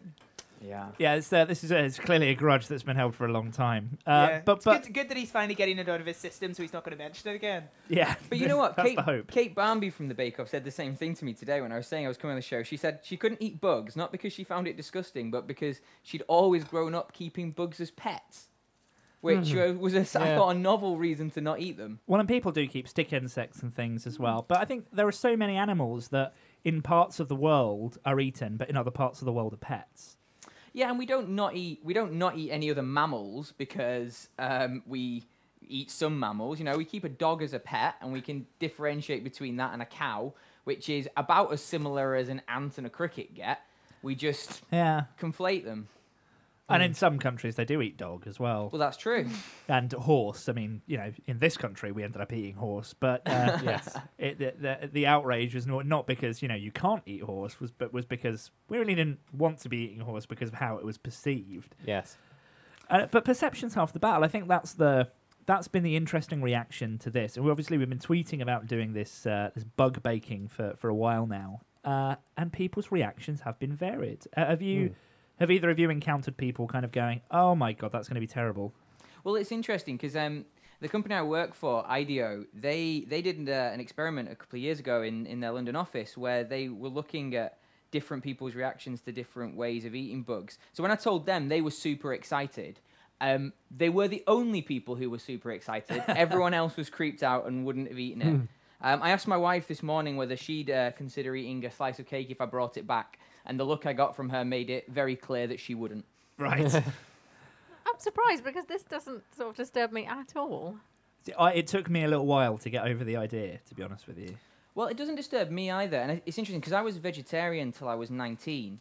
And I think for me, that leap into eating meat at all was such a big one that the difference between eating an animal and eating an insect isn't a big deal for me. I think it's just what we grow up with, what we're normalized to.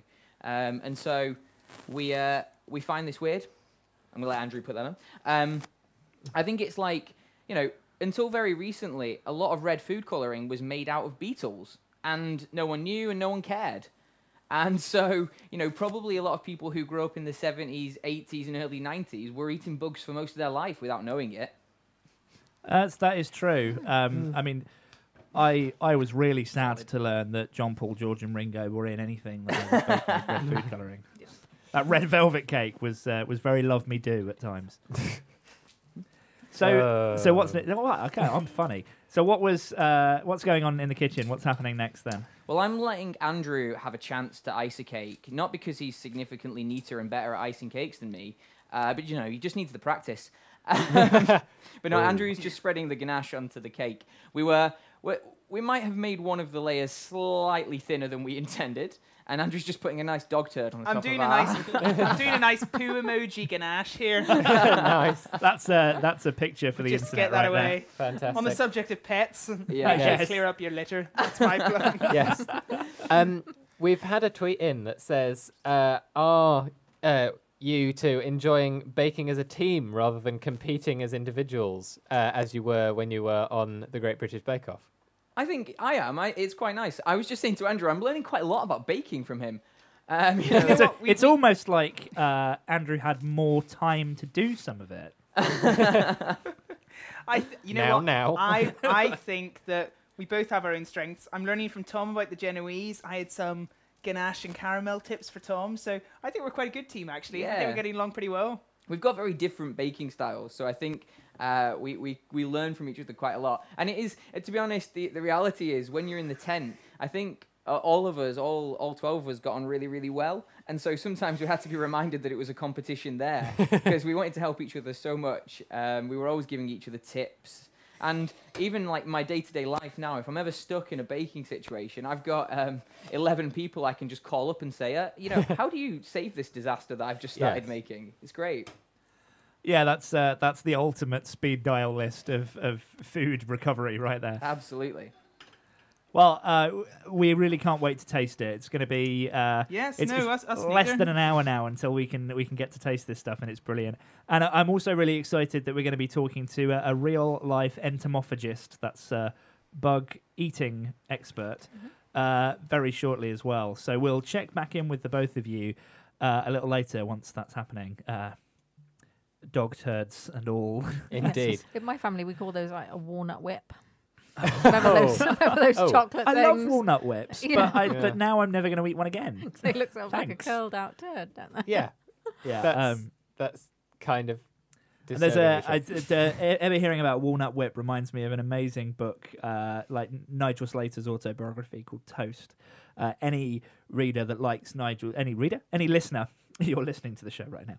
Any listener that likes Nigel Slater, a renowned kind of chef and television food personality, his autobiography Toast is an amazing read, and there's a very, very hilarious story in there about walnut whips that is not quite appropriate for the radio, but read it. It's very funny.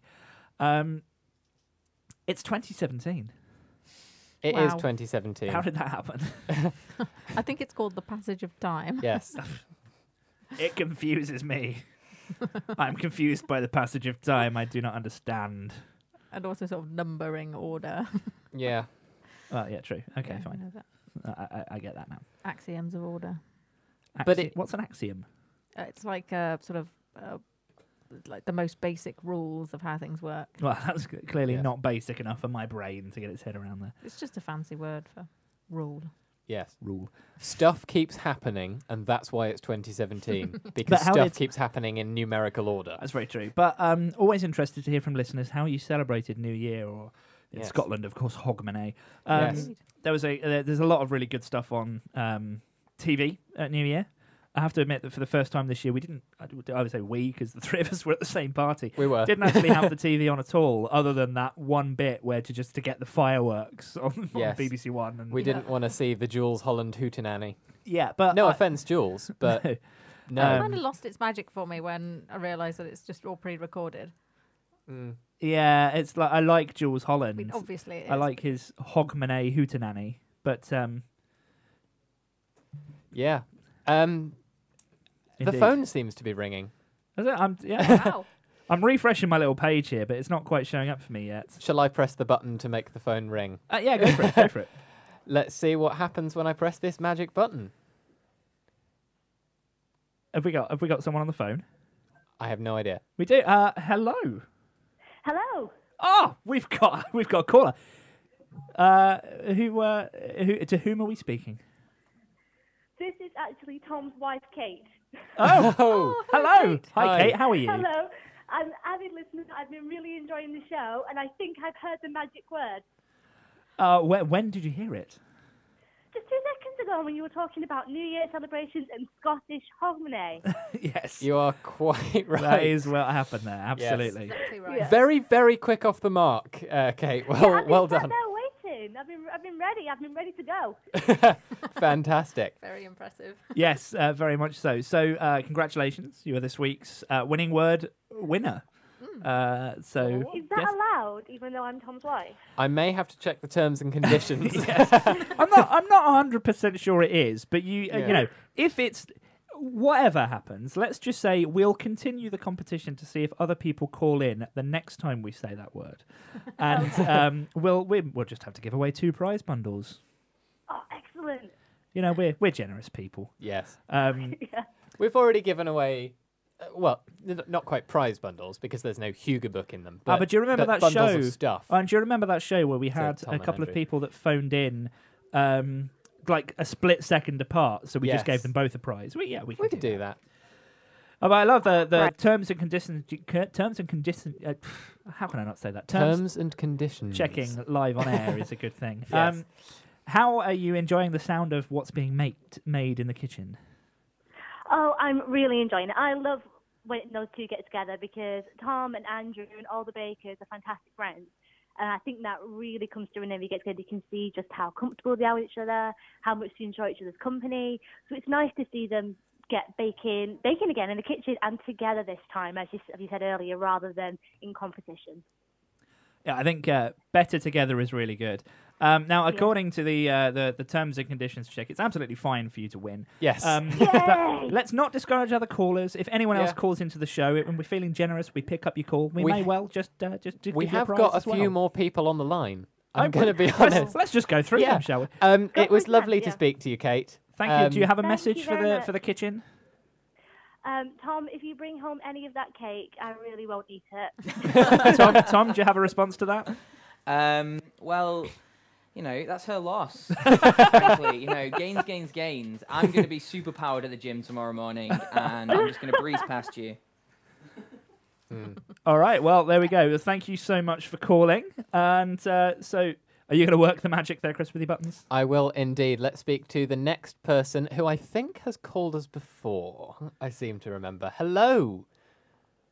Hello. Hello. Is there anyone there? Hello. Is it us Don't you're sing. calling Is for? it bugs you're looking for? Oh, we've got someone on the line, but I can hear background noise. I mean, I recognise the phone number. It is definitely someone who has called before. Oh, well, is there anyone else on the line? There is someone else on the line. So let's bring it see- up, shall we? Let's see who's on line 3. Hello. Hi, I'm calling to enter the winning word.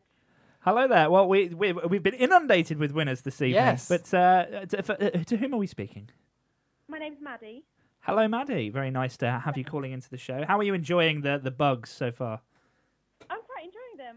Thing is, this is the first time I've listened to your show, but I follow both Andrew and Tom on Instagram. So found out through them, if that makes sense. Well, But well, we're really enjoying it. thank you for listening. Thank We're you very enjoying much. having you here. Yes. So where did you hear the winning word? You were talking about the passage of time.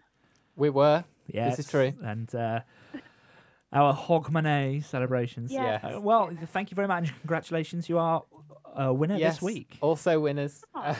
So thank you We very will- much for calling We'll in. send the big prize bundles to Yes. the first caller, and then there'll be supplementary prizes for all of the rest of you that called in exactly the same time. Absolutely. So thank you very much for calling in. If you, we will be in touch to get details to be able to Yes. to get prizes out to you. So thank you very much for calling into the show. Do you have a message for the kitchen at all?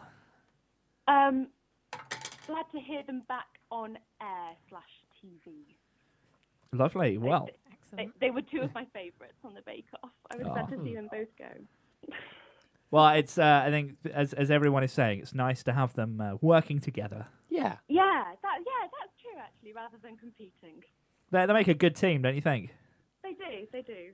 I think we need to have the debate as which one's the superhero and which one's the sidekick, but we'll get into that later. Well, that's a kettle of fish. Yeah, it is a kettle of fish. That's the kind of worms you don't want to open. Yeah, they will eat them before they get everywhere. Well, thank you very much for calling in. Congratulations on winning. Thank you very much. Thank you. Okay, well, wow. Exciting times. Lots and lots of winners. Yeah, I know. There are rules, but at the There same are time, I rules. just love people calling in. I love giving away things. Yeah. It's nice to have a good competition. The thing about your hosts, right, your basic hosts, is that they're geeks. And the thing about the Geekly Chronicles, right, your basic Geekly Chronicles, is that it's geeky. Makes sense, right? Oh, well, what a song. Yummy, yummy, yummy. Yummy indeed. Thank you, Elsa, for that. And I look forward to finding out what indeed it is you eat. Oh, we've had a response, actually. Elsa would love to try bugs, but has not tried it. Ah. So anyway. But we are now joined by an extra special guest, who is Robert Nathan Allen, who farms bugs. An entomologist, I believe. Yes. Live to us from, I believe, a large portion of miles around the world. Hello, can you hear us? Yes. Hi. It's a pleasure to be joining y'all today. Hi, and thank you very much for joining us. It's a pleasure to have you here. So why don't you just tell us a little bit about who you are and what you do? Well, my name's Robert Nathan Allen, but I commonly go by my initials, RNA, and I founded Little Herds. Little Herds is a nonprofit organization in Austin, Texas, and we teach people about eating bugs. Our mission is to educate and empower communities, both locally here in Austin, Texas, and also globally around the world, allowing people to support and promote the use of insects as a food for people and a feed for livestock, as an environmentally sound and economically viable source of nutrition. I mean, I can actually think of no more perfect guest to have on the show this evening. I know. Mm. Have you ever eaten insects in a cake? I think it's just my first question for you off the bat. Absolutely. In fact, my wife is lovely and patient and understanding and wonderful. And my groom's cake for my wedding was actually baked with cricket flour and adorned with candied crickets. And Wow. It was a smash hit. It was amusing. A few of the relatives didn't know what I did at the time, so Well, most of the people saw it coming. I think we need to just go to the kitchen for a reaction to that one. Tom, did you hear that cricket cake at a wedding? I did. I'm kind of disappointed I didn't do that at my wedding now. Well, there we go. But maybe you will have to take a slice of that cake home after all. Absolutely. There we go. So the message to Kate there if she's still listening to us. But Yeah, I think we might need to ask Robert to send us a picture of that cake. yeah, if you have a photo, we'd love to see it. Absolutely. Oh, I'm sure we can find something. And send it over. Because that sounds amazing. Yeah, I mean, this is something that I suppose has only come to my attention in the last kind of 12 months. But what has really sparked this increase in people eating insects as a source of protein? Well, yeah. So it's for a lot of people around the world, this is nothing new. This is a very traditional food that their grandmothers and for generations people in their communities have been eating. It's really just a lot of the Western countries, Europe, Canada, United States, Australia, that don't have this tradition of entomology, of using insects as a food alongside any other animal protein. And so up until recently, it wasn't really discussed to be outside of academia, in the West. And about 5-6 years ago, it really started to get some attention. Some entrepreneurs were looking at, all of the problems that our broader food system is already facing: resource scarcity and deficiency, a push in the population, in the popular mentality towards more nutritious food, more wholesome food, more transparent, natural, real food, and food that was good for the planet as well as our bodies. And, people just started looking at it and saying, that makes a lot of sense. And that's how it happened with me. My mom sent me a video as a joke saying, and this looks like something crazy you and your dad would do, but no, thank you. And the video talked about eating insects and talked about the nutrition and the sustainability and the cultural relevance to different traditions around the world, and the idea of abstraction for Western consumers who are hesitant and have this taboo. And I said, oh my gosh, that's brilliant. It makes so much sense. And I conceptually, I knew other people ate bugs in other countries, and I knew that it was protein, but it never clicked. But once it clicks, it's really obvious, and it's a resource that we have been ignoring that we could be utilizing.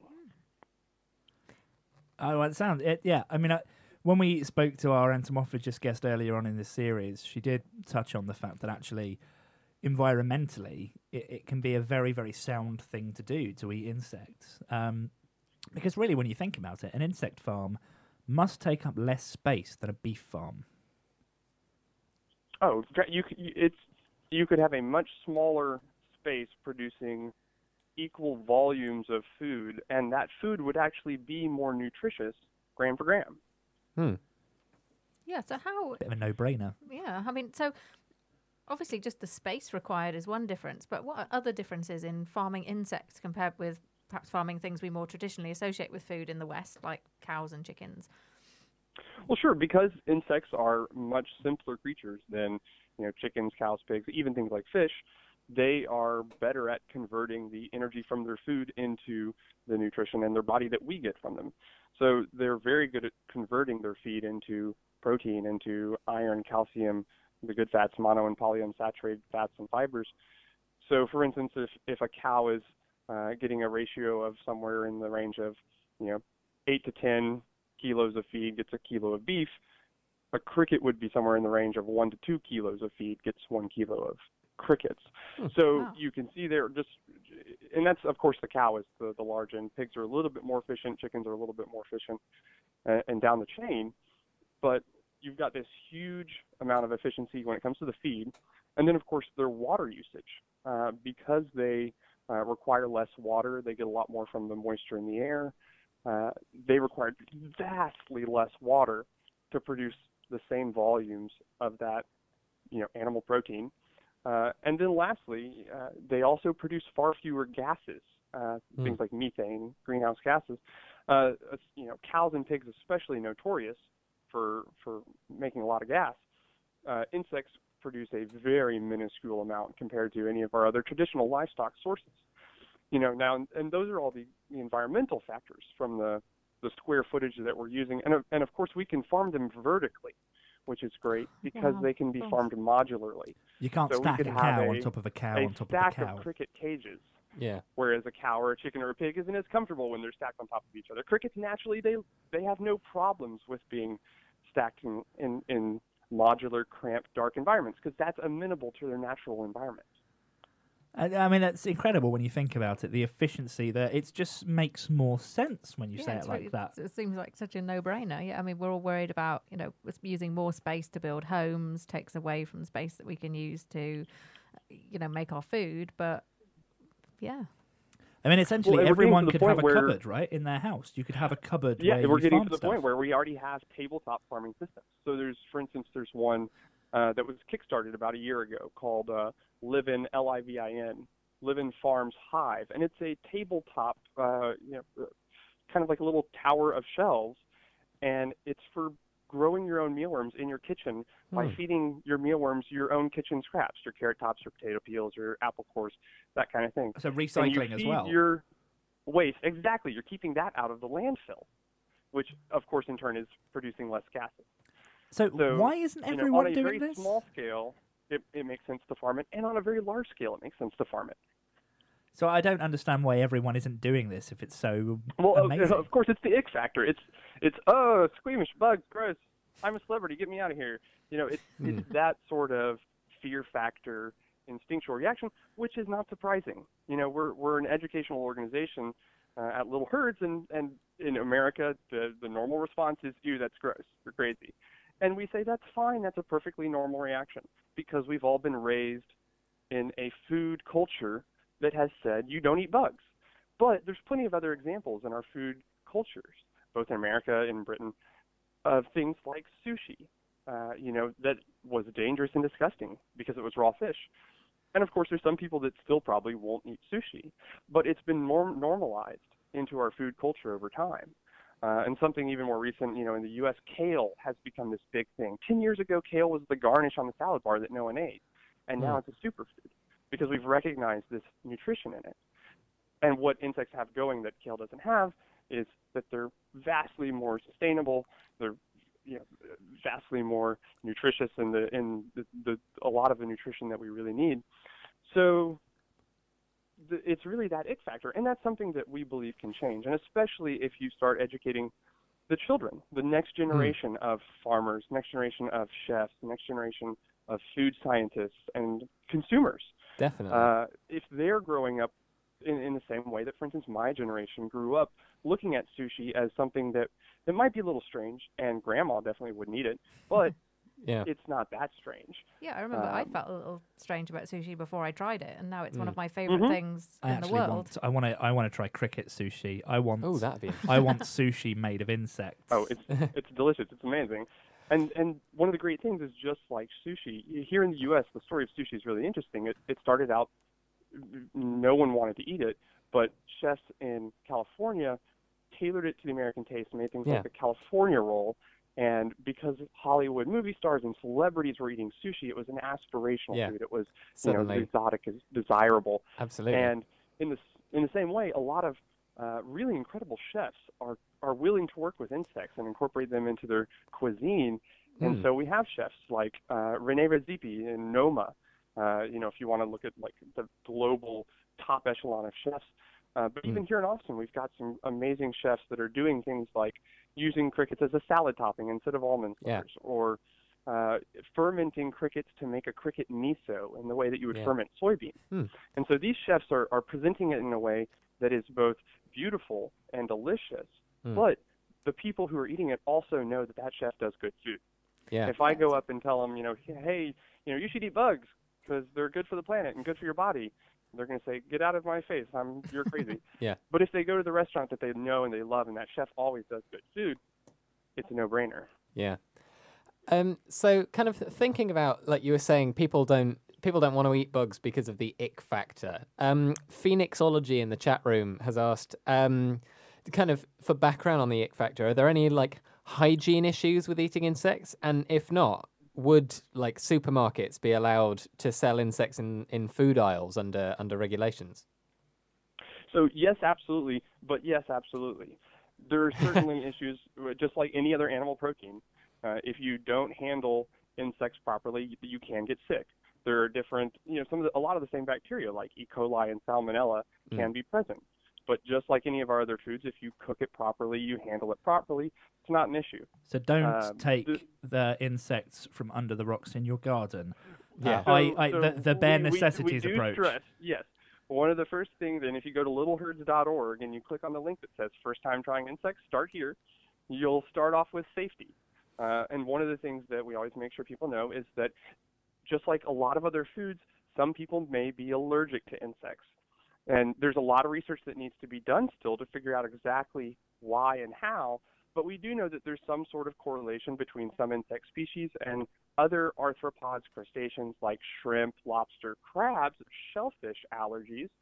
So if you're trying insects for the first time, if you have a shellfish allergy, you should talk to your doctor first. So we want to make sure that people start with that, because a lot of people aren't going to make that association. The same way that if I handed you a peanut bar, you would say, well, I've got a peanut allergy, so I can't eat that. But after safety, it then becomes hygiene of how is it raised, how are you cooking it, how are you handling it. And there are insects that are raised for food, for people, and then there are insects that are raised for feed, for animals to eat. Yeah. Sometimes livestock or like lizards and other pets, birds, things like that. Are we not meant to eat those ones? I would certainly never recommend eating a feed insect unless it was a survival situation, or unless you have a traditional cultural knowledge of which insects you should be harvesting out of the forest. Because of course there are people who live all over the world who go and harvest the insects from the wild, and they know which insects to harvest from, and they're living in places that probably aren't covered with pesticides and herbicides like like my backyard. If I was to go out and pick up bugs, who knows what chemicals are on it? So we always encourage people to make sure that you know where your insects are coming from. And in a lot of places around the world, there are now insect farmers who are growing insects specifically for food, and they're available for purchase online and even in some retail places. So it is getting to the point where you will be able to go to your supermarket. And right now, you're not going to get, a bag of crickets, but you might be able to get a cricket protein bar made with cricket flour. You might even be able to get the cricket flour, something you could take home and bake into a cricket cake, or bake into cricket bread or cricket crackers or cookies or chips or pasta. Oh, yeah. I mean, we got the ingredients for our lovely cake that's being baked downstairs from the internet because we couldn't just pop to the supermarket and pick it up. But I'm really interested. I'm gonna bring up the kitchen now as well, because I'd be really interested to hear, certainly from Tom and Andrew, what were your first experiences with any, like, even hearing or understanding eating bugs? Well, I mean, for me, I remember when I went into Manchester, I think for my 13th birthday, and I remember buying some chocolate-covered honeypot ants as kind of a big joke, and eating them, and at the time I was a vegetarian, so I ate insects before I ate meat, and liking them and thinking they were fine, and I think from then, it was just something I've always been aware of, and eating things like shrimp, I don't see a difference between a shrimp and a cricket in my mind. It's just a land shrimp, right? That's the way I'm seeing it. Yeah. I don't know about Andrew. I think it might have been tonight. Well, yeah. Well, I'd heard of it last year. I think in a documentary I'd seen that it was really in terms of sustainable farming, insects are the way to go. But tonight is the first time I've actually tried them.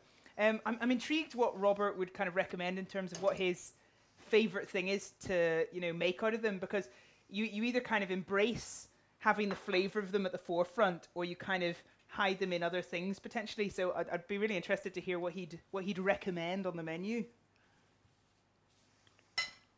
Robert, did you hear any of that? No, the kitchen is silent to me, but I'm really interested in hearing what That's all right. are. I've turned the right things up now. We haven't done the whole kitchen over the phone thing before. But Andrew's question was, what would you recommend people people make out of the bugs? Would you bring the flavor of the bugs to the forefront, or kind of mask it with other flavors? Did I get that right, Andrew? Yeah, that's right. Okay. I mean, I think it depends on the person. I think for folks that are really hesitant about the idea of eating insects and the idea is, is a little squeamish, then abstract it. Take the cricket flour so you don't have to see it. It's got a really mild, nutty aroma that lends itself great to baked goods. And so you can mix it in, and you don't want to do a one-to-one substitution for flour because it doesn't have the rising properties. It's got a lot more protein and oil. But you can do like a 20% substitution with regular flour and make chocolate chip cookies the same way that you always do. And now you're adding a lot of that nutrition to the cookies, and you'll be able to tell it gives it like a little nuttier flavor. Or for the folks who are more of the adventurous eater and they want to know what it tastes like, see if you can get the whole insects, and you can do a variety of things with them. You can just saute them in the frying pan. You can bake them. You can make your own. We've seen chefs make their own pestos with the crickets because it has this kind of nutty, umami, earthy flavor. I'm going to try doing that tomorrow, actually, I think. Some of the fermentation experiments, like I mentioned earlier. So it's really versatile. And the great thing is, as a adventurous chef, a curious chef, you have in edible insects an ingredient that really offers a whole new vista of ways to use this ingredient, both in the abstracted form or the whole form. Plus, we have a huge number of different species that are all going to have different flavor and texture profiles.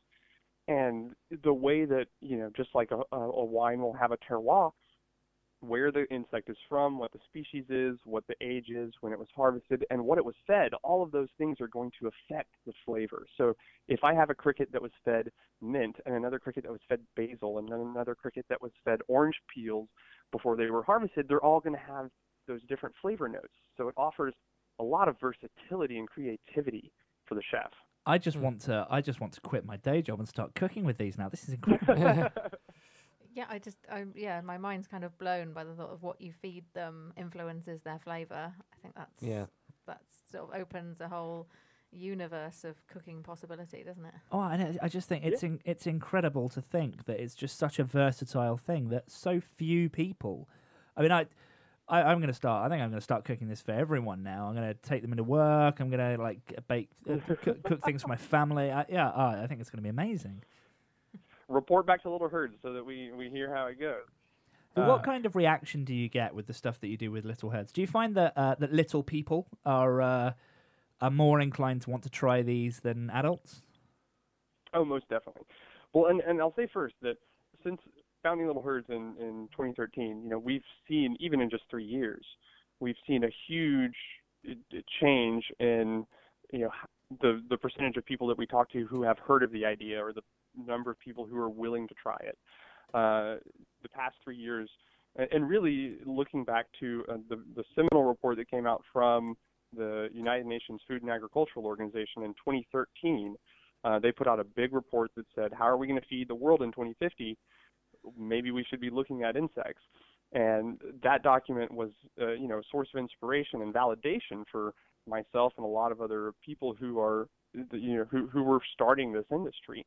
Highly recommended as, some good light reading, 60-page document from the FAO. But yes, when we go out and talk to people, little kids especially are not reluctant because they don't have that psychological taboo ingrained to the extent that you and I do, especially the really young ones, who are 3 years old, 4 years old.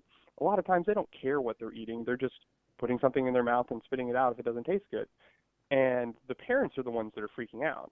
So the kid walks up and just starts chowing down on crickets, and the parents are, what are you feeding my kids? No, look, it's okay. Look, it's healthy, it's environmentally friendly, it's ethical, and your kid loves it. Imagine if, Brussels sprouts and broccoli was this easy. And the parents are going, oh, okay, I get it. I may not try it, but I'm okay with them eating it. We have a couple more. Oh, sorry. Carry on. And then a lot of times the parents, will say, okay, so what does it taste like? And they'll try it too, and they'll go, oh yeah, that's not that bad. I could eat that. And we have a couple more questions from the chat room that we'll run through very quickly before we have to say goodbye. What's your favorite insect to eat? I would say that mealworms is my favorite so far, just because they have a more mild, buttery flavor. The first time I ever and I raised them for about 9 months in my apartment just so I could have a locally farmed source of insects. And they're really easy to raise on your own. They are very resilient.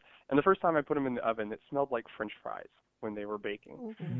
So I mixed a batch up with cinnamon and sugar, and it tasted like breakfast cereal. I mixed a batch up with Parmesan and garlic, and it tasted like a popcorn kind of like snack. Mealworms are delicious, but crickets is the easiest one to find, and right now is more versatile and has a much more diverse product range. So you can get things like cricket pasta sauce. You can get cricket protein shakes and cricket instant oatmeal and brownie mix and cookies and crackers and all those different things with crickets. Well, one of the questions in the chat room is that crickets seem popular, but are there any insects that you should avoid? There's a long list of insects you should avoid. In fact, we only know of about, depending on the report, 1,900 to 2,400 species that are like, yes, we can eat those. But that's out of a small subset of the insects we've studied in terms of their edibleness. And that's out of all the insects that we know are out there that we haven't even discovered. But yes, there are plenty of things that could hurt you or even kill you if you eat them. So again, this goes back to safety. Don't go out and just pick up a bug and eat it. Make sure that you know that the insect that you're eating is safe to eat, that it's been raised for you to eat, that it's been prepared, cooked. You don't want to eat raw insects. We don't have sushi-grade insects yet, even though we talk about sushi.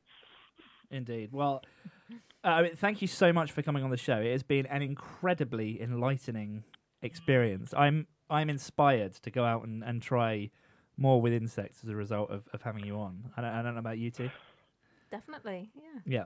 I think if we've got leftover crickets and mealworms, I'm going to try doing some stuff with them tomorrow. Well. I love the idea of the pesto. Was it a cricket pesto?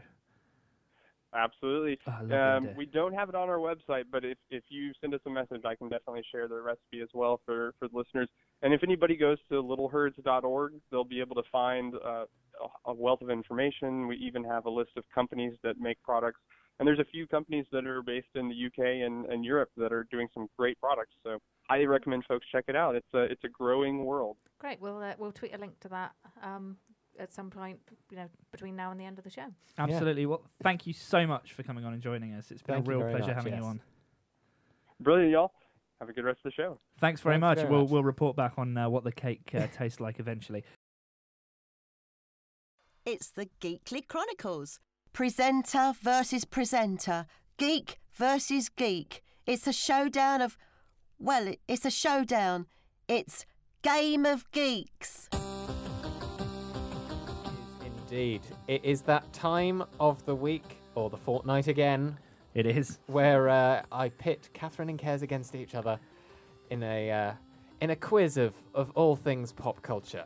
Yes, and Catherine is trouncing me this series so far. Thoroughly. Catherine is currently winning 5 shows to 1. So Curses. while it may not be mathematically possible for you to win the series, I'm going to Kez, try anyway. The I'm going to steal some points. honour of each victory is still up for grabs. All right, come on, Very let's do much this. So I'm going to ask you some questions. I'm going to give you 3 clues to each thing. It could be a book or a film or a TV show, that sort of thing. And if you buzz in on the first clue, you get 3 points. On the second clue, you get 2 points. And if you buzz in on the last clue, you get just 1 point. But you can gamble that point in a double or nothing with a bonus question. Okay. Now, I am after if no one gets the answer to a question, I am going to ask the kitchen as well if they have any answers. Excellent. But of course, this quiz to work well is going to need buzzers. So this week, Kez goes. Crickets, Yes. I see. I see what you did there. And Catherine goes. Also crickets. cricket. Yeah. Yes. Okay. So we've got crickets I get it and now. cricket. Okay. Interesting. So let's begin with question number 1. Got my hands on my buzzer. And Hells this yeah. one is a video game. Okay. Clue number 1 for 3 points. This video game, released in May 2016, is a team-based multiplayer first-person shooter. Kez Splatoon. is the wrong answer, I'm afraid. Oh, I believe that's been out for longer than that. Okay. But do correct me This if I'm wrong, chat room. So isn't my area of expertise. okay. Well, Clue number 2. This game puts players into 2 teams of 6, with each player selecting one of several predefined hero characters with unique movement, attributes, and abilities. Kez Overwatch. is the right answer. Hey. Wow, For I've never even 2 heard points. of that. Coming in after 2 clues. It was indeed Overwatch. Okay. So let's get on to our second question. This is a book. No, it's a question. The question is about a book. Okay. For 3 points, the first clue. This book, published in June 2015, was written by stand-up comedian Aziz Ansari and American sociologist Eric Kleinenberg. Wow. We're just looking You've at each got other like. nothing. So much tumbleweed. You've got nothing. All right, on next that clue, one. next Okay, clue, next next clue. clue. This book is a combination of comedy and social science. The authors interviewed hundreds of people worldwide to investigate how technology has changed love and relationships. Wow. Yeah, still nothing. I Yeah, can, still I nothing. can, I can hear the tumbleweed. All right, last clue. The last clue for 1 point. The book provides research information exploring the change in romantic society that has occurred in the past decade. Catherine. I have no idea. I'm just going to say what I would name the book. Uh-huh. Go on. Love in the Time of the Internet. That is not the name of the book. Kez, do you have any clue? I don't. Should we go to the kitchen and see if they know? Yes. Tom and Andrew, any idea of the name of the book I'm talking about? We were too busy photographing our cake to Yeah. really hear the question. Is it how to make delicious cricket tacos and win the love of a good woman? It is not, but I am looking shame. forward to you publishing that title. Well, and I'm looking forward to having my loved one by Quick Attackers. Anyway, the book I was looking for was Modern Romance by Aziz Ansari and Eric Kleinenberg. Okay, right. Let's have a good question. Uh-huh. Let's have a question that we know. Well, you can't know every question. That's how quizzes work. Ugh. Well, apparently, Catherine can know every question and beat you Well, 5 except shots. All that right, one. yeah, rub it in. Come on, next question. The next question is a TV show. And this prequel spin-off from a popular 2008 to 2013 AMC crime drama series premiered in February 2015. Kez Better Call Saul. is the right answer. yes. You beat Coming me in to it. That was after the sequel to just Breaking one Bad, right? clue. Yeah. You are correct, starring Bob Odenkirk as the title character, who originates as a small-time lawyer and former scam artist, originally going by the name Jimmy McGill. There we go. There we go. Moving on to the fourth question. Okay. This question is about a film.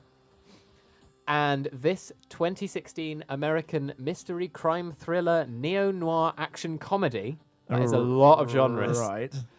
I'm going to read that again. This 2016 American mystery crime thriller neo-noir action comedy film Right. was directed by Shane Black.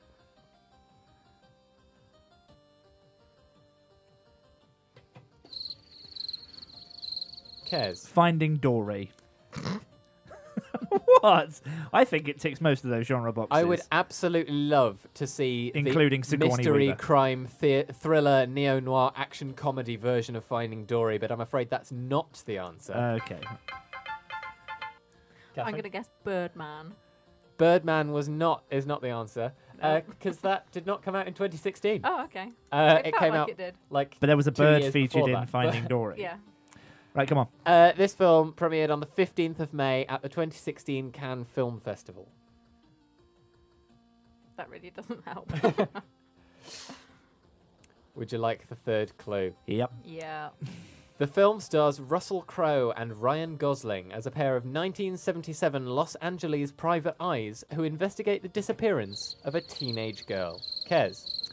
Oh, so I remember the trailer for this. Yeah, Yeah, so do I. Because it's a real 70s theme to it. it is.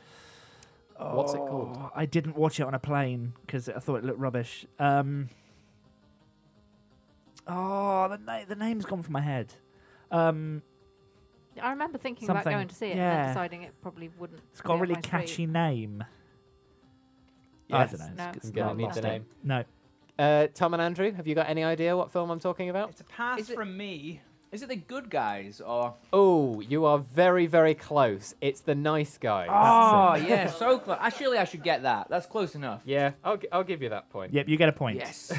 You get a point in Game of Geeks. So, Now, next question. on to the next and final question. And this Ooh. question, Tom and Andrew are not permitted to help with because Oh. this is a cake.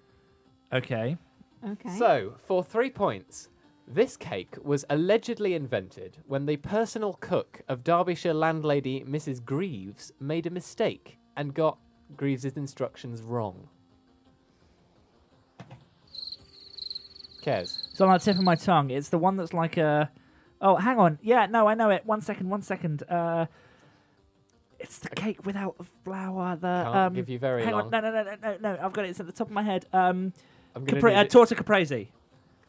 No. Oh, because that's the it's the cake that's made without Isn't that a flour. racing driver. No, Torta Caprese. It's a type of cake. I'm thinking of Ricardo Patrese. Yes. Yes, but neither of those are the answer Oh, to this. darn! I thought I had question. it there. It's an obscure cake. Right, go on. Next clue. Okay, moving on to clue number 2. A similar cake, known as a Gloucester tart, is made using ground rice, raspberry jam, and almond essence. Yeah, Is Catherine. it a Bakewell tart? It is a Bakewell tart. Wow, that's incredible. Or Bakewell pudding, because the Bakewell tart is not very well defined, as I found during my research for this. No, well, I've question. got like 6 people on my phone who are called Bakewell Tart, so it's very, very loosely defined indeed. Well, yes.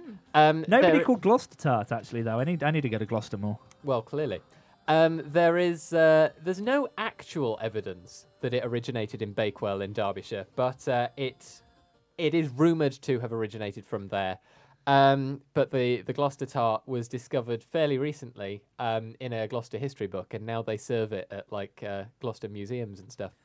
So you may know the Mr. Kipling version. So that was this week's Game of Geeks. I want to find out who won. I actually got some questions right this week. You did get some questions right, and with 5 points to 2, who's the winner this week? Oh, I get to press this button. I don't get to press this button very much. This week's winner is...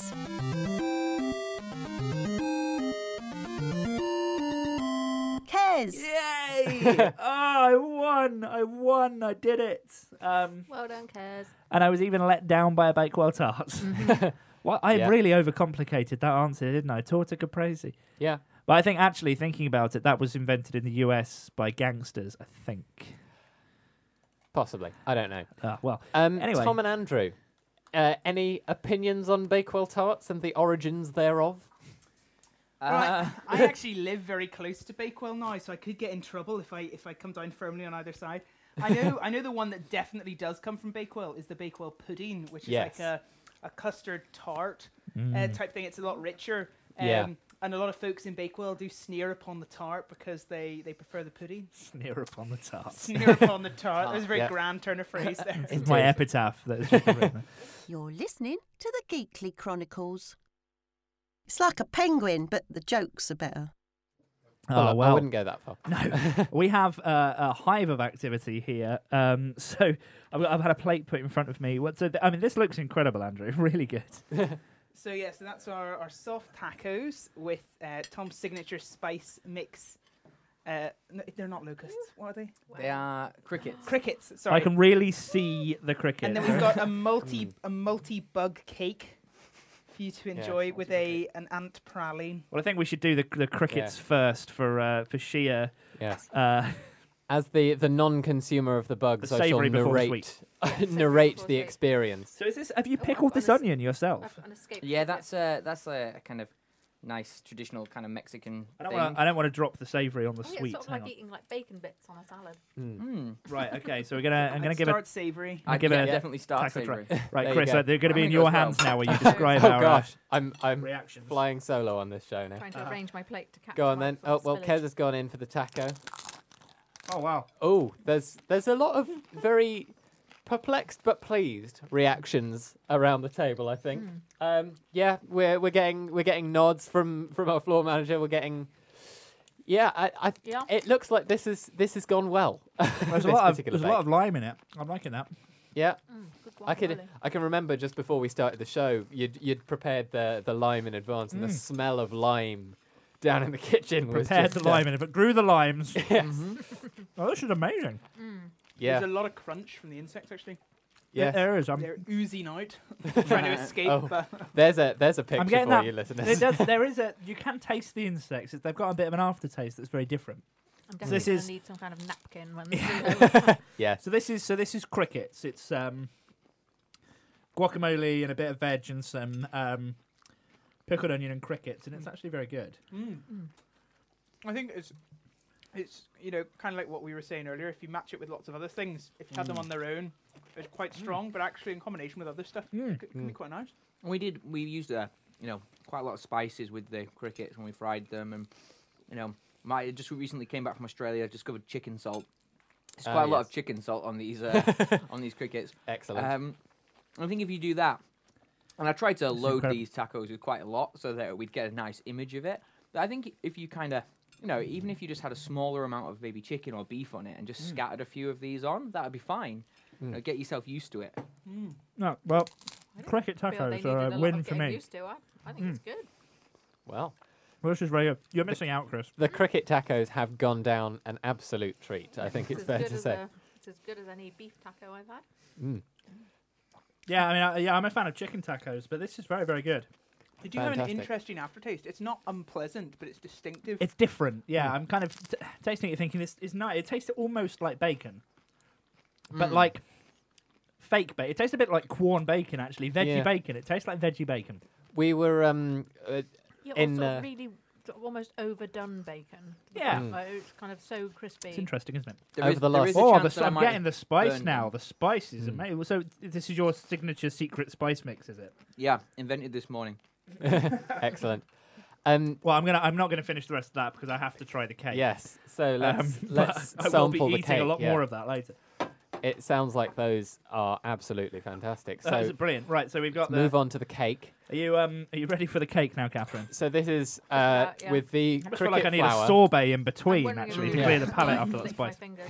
So this is the cricket flour. It's the mealworm ganache. Am I Yes. remembering that right? And then you've got your crystallized ants on Yes. A top. lovely Exactly. shard of. Oh, I mean, Yeah. it's a very soft Crystallised cake, ants. very moist. This must be the low density. Yes. It definitely smells nutty. The cake. You've got a bit of shard of ants That's there. the, And it that's, looks that's the sort high of like density one. walnut cake. Oh wow, that's a lot.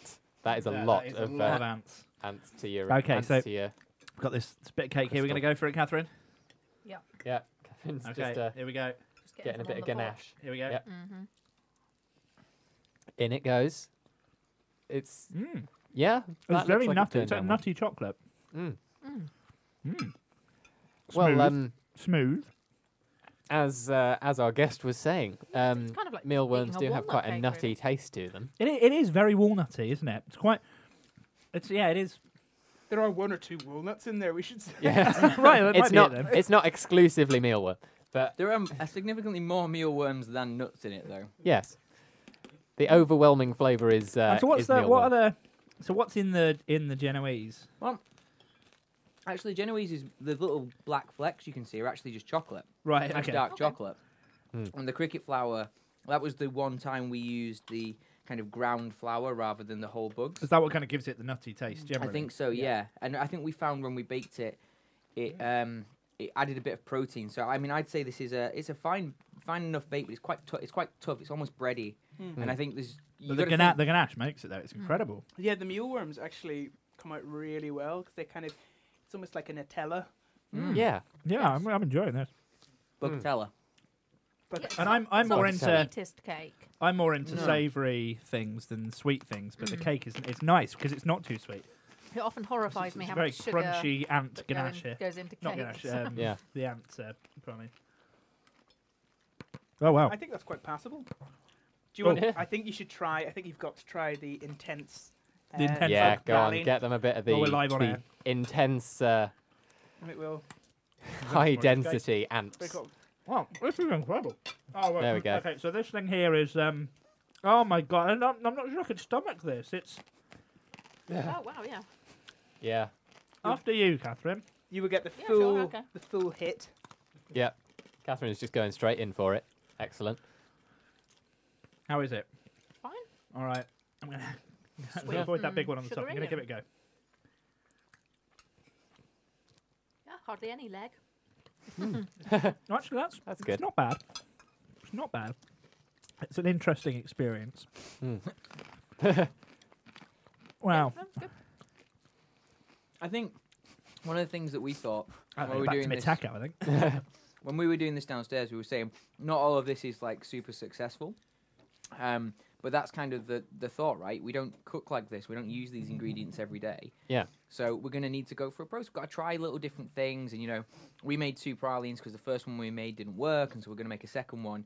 Yeah. And I think if we started to use these more, we'd develop these recipes in the same way that, you know, a few years ago, we didn't know what quinoa was. Years before that, no one had a clue what couscous or hummus these things were. So Yeah. it's just like any other food thing. Gradually will come in. Well, we're going to jump to a song while we finish off this, and then we'll continue to reflect back after Yes. that. But This one's this a special song song's to for you two, isn't it? You're listening to the Geekly Chronicles. You get a geek, and you get a geek, and you get a geek. Everybody gets a geek! Well, I'm still picking bits of ants out of my teeth. Yes, I noticed you're still nibbling on your. But that was incredible. Really, really good. Amazing. Yeah, But small the bursts, spice, the probably mean. spice in the tacos as well. It's, yeah, I need a palate cleanser in between. I think. I could definitely have eaten more tacos. well, Oh, the tacos were incredible. But thinking of things that might divide opinion. While we've been all up in the bug business, you have been voting for Would You Fund It? And this was Tom's idea for Letters from the Internet, where why doesn't Tom explain it for us again briefly? Yeah, Tom, tell us again what your Would You Fund It idea was. So, when we go down to the post box, we're always really excited. Am I going to get an exciting letter? And the reality is it's always a bill or someone trying to sell me something. But my phone's always buzzing away with loads of messages on social media. And really, I thought, wouldn't it be nice if someone would gather all those messages and communications together and send them to me in the post so that when I go down to the post, I have something nice to pick up? Well, the votes have been cast, and the Geekly audience tonight would fund. Hey! Oh, nice work, Tom. With 67% of tonight's live audience votes. It's a very clever audience. Very clever Letters audience. from the internet. They made the right choice. They did. Yes. I think it's a good idea. Now, this is the 8th episode of our series, and for anyone that's been listening to us regularly over the last 5 years that we've been doing Geekly for, this is the we do 10 episodes a series. Yep. And we're now at episode 8. So coming up soon is the end of series 5. We do 10 episodes a series, so 5 times 10 is 50. Indeed. Putting that maths degree to work. Yeah, there we go. And so we're doing something special. Very special. So we just want to have a big party with our listeners, basically. So all of our listeners, all of our previous guests are completely welcome to come and join us for Geekly 50 on Saturday, the 4th of February. Yes. Yes, you can register for a ticket at gkly.co/50. That's Indeed. the number 50, and also you can spell out 50 if you like. However you want to write the word or number 50. We've got websites to cover all of your spelling needs. Yes. But please, it's there'll be food provided. The tickets are free. Come along, meet guests from the show, meet the three of us, and just generally enjoy the community that listens to the show. We're really excited to be celebrating 50 episodes, over 100 hours of the Geekly Chronicles. Wow. It's incredible. A lot of radio. Yeah, it really is. And we've eaten bugs. We've done Game of Geeks. We've had our Would You Fund It that's been funded. Yep. We had an amazing guest joining us all the way from Texas. So thank you very much. Thank you very much for that.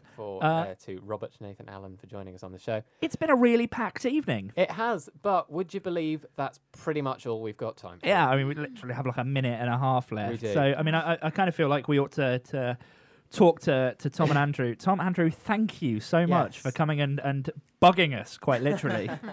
Indeed. It was our absolute pleasure. We loved it. It's been an education for us as well. Yeah. I mean, this is a real opportunity to kind of really push the boundaries of what we do, which is what we love. Yeah. And would you recommend that maybe some of those people that are tuning in for the first time keep listening to us? Absolutely. I mean, I listened for the first time when Andrew was on earlier in the year, and I've been an avid listener ever since. I think it's a no-brainer. Lovely. That's an endorsement if ever we had. Sweet. Thanks also to everyone that sent in requests and tweeted us and took part in the chat room and everything tonight. Yep, we've had lots of chatter in the chat room. Thank you very much to everyone that has been chattering in the chat room. And coming up with some incredibly great insect-related names in there too. Absolutely. We will be back for episode 9 in 2 weeks' time on the 20th of January with all your favourites and far fewer bugs than in this week's show. Well, I mean, potentially, I might. That's We've a slight got relief, We've got to be plenty left over. We might keep using them. But for now, from me, Chris. From me, Kez. From me, Catherine. And down there in the kitchen. Goodbye. Bye. Goodbye. And thanks for listening. You've been listening to the Geekly Chronicles. Content was researched and vaguely fudged together by Chris, Catherine and Kez, who are also your hosts for this evening's show. The Geekly Chronicles is a Tiny Kettle production. Any reference to any persons or things living or dead was probably in error. What is reality anyway? Don't take the blue pill, live long and prosper, wear sunscreen.